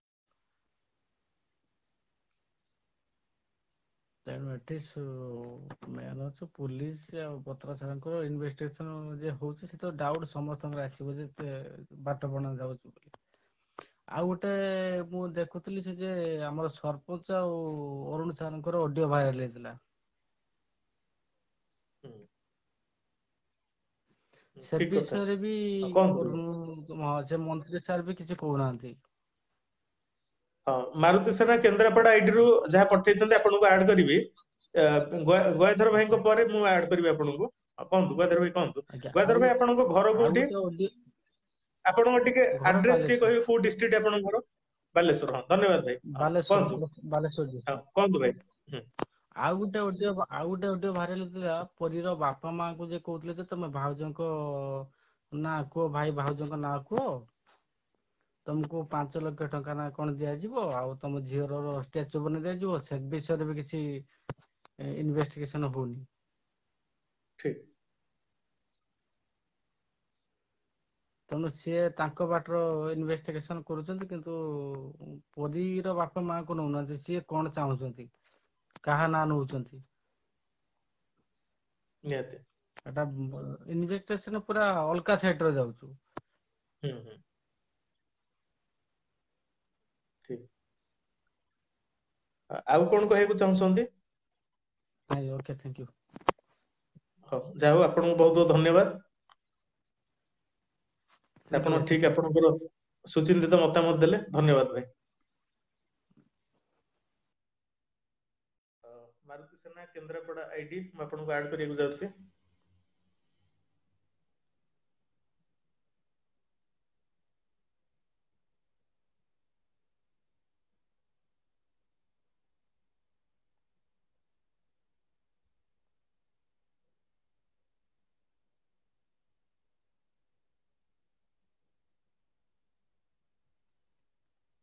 ମାରୁତି ସେନା କେନ୍ଦ୍ରାପଡା ଆଇଡି ଆପଣ ଆଡ ହେବାକୁ ଚାହୁଁଛନ୍ତି? ମୁଁ ଆପଣଙ୍କୁ ରିକ୍ୱେଷ୍ଟ ପଠେଇଛି, ଡିକ୍ଲାଇନ ହେଇଯାଉଛି। ଆପଣ ମୋବାଇଲ ଟାକୁ ଟିକେ ରୋଟେସନ ମାନେ ହରିଜୋଣ୍ଟାଲି ରଖନ୍ତୁ। ନିରାକାର ଜେନା ଭାଇ, ହରିଜୋଣ୍ଟାଲି ରଖନ୍ତୁ।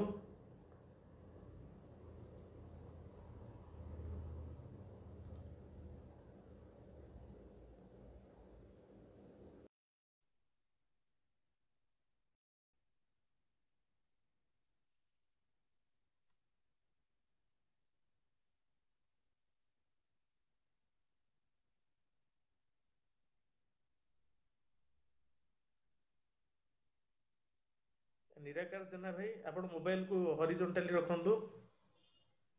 ମାରୁତି ସେନା ଭାଇ, ଆପଣଙ୍କର ଡିକ୍ଲାଇନ ହେଇଯାଉଛି।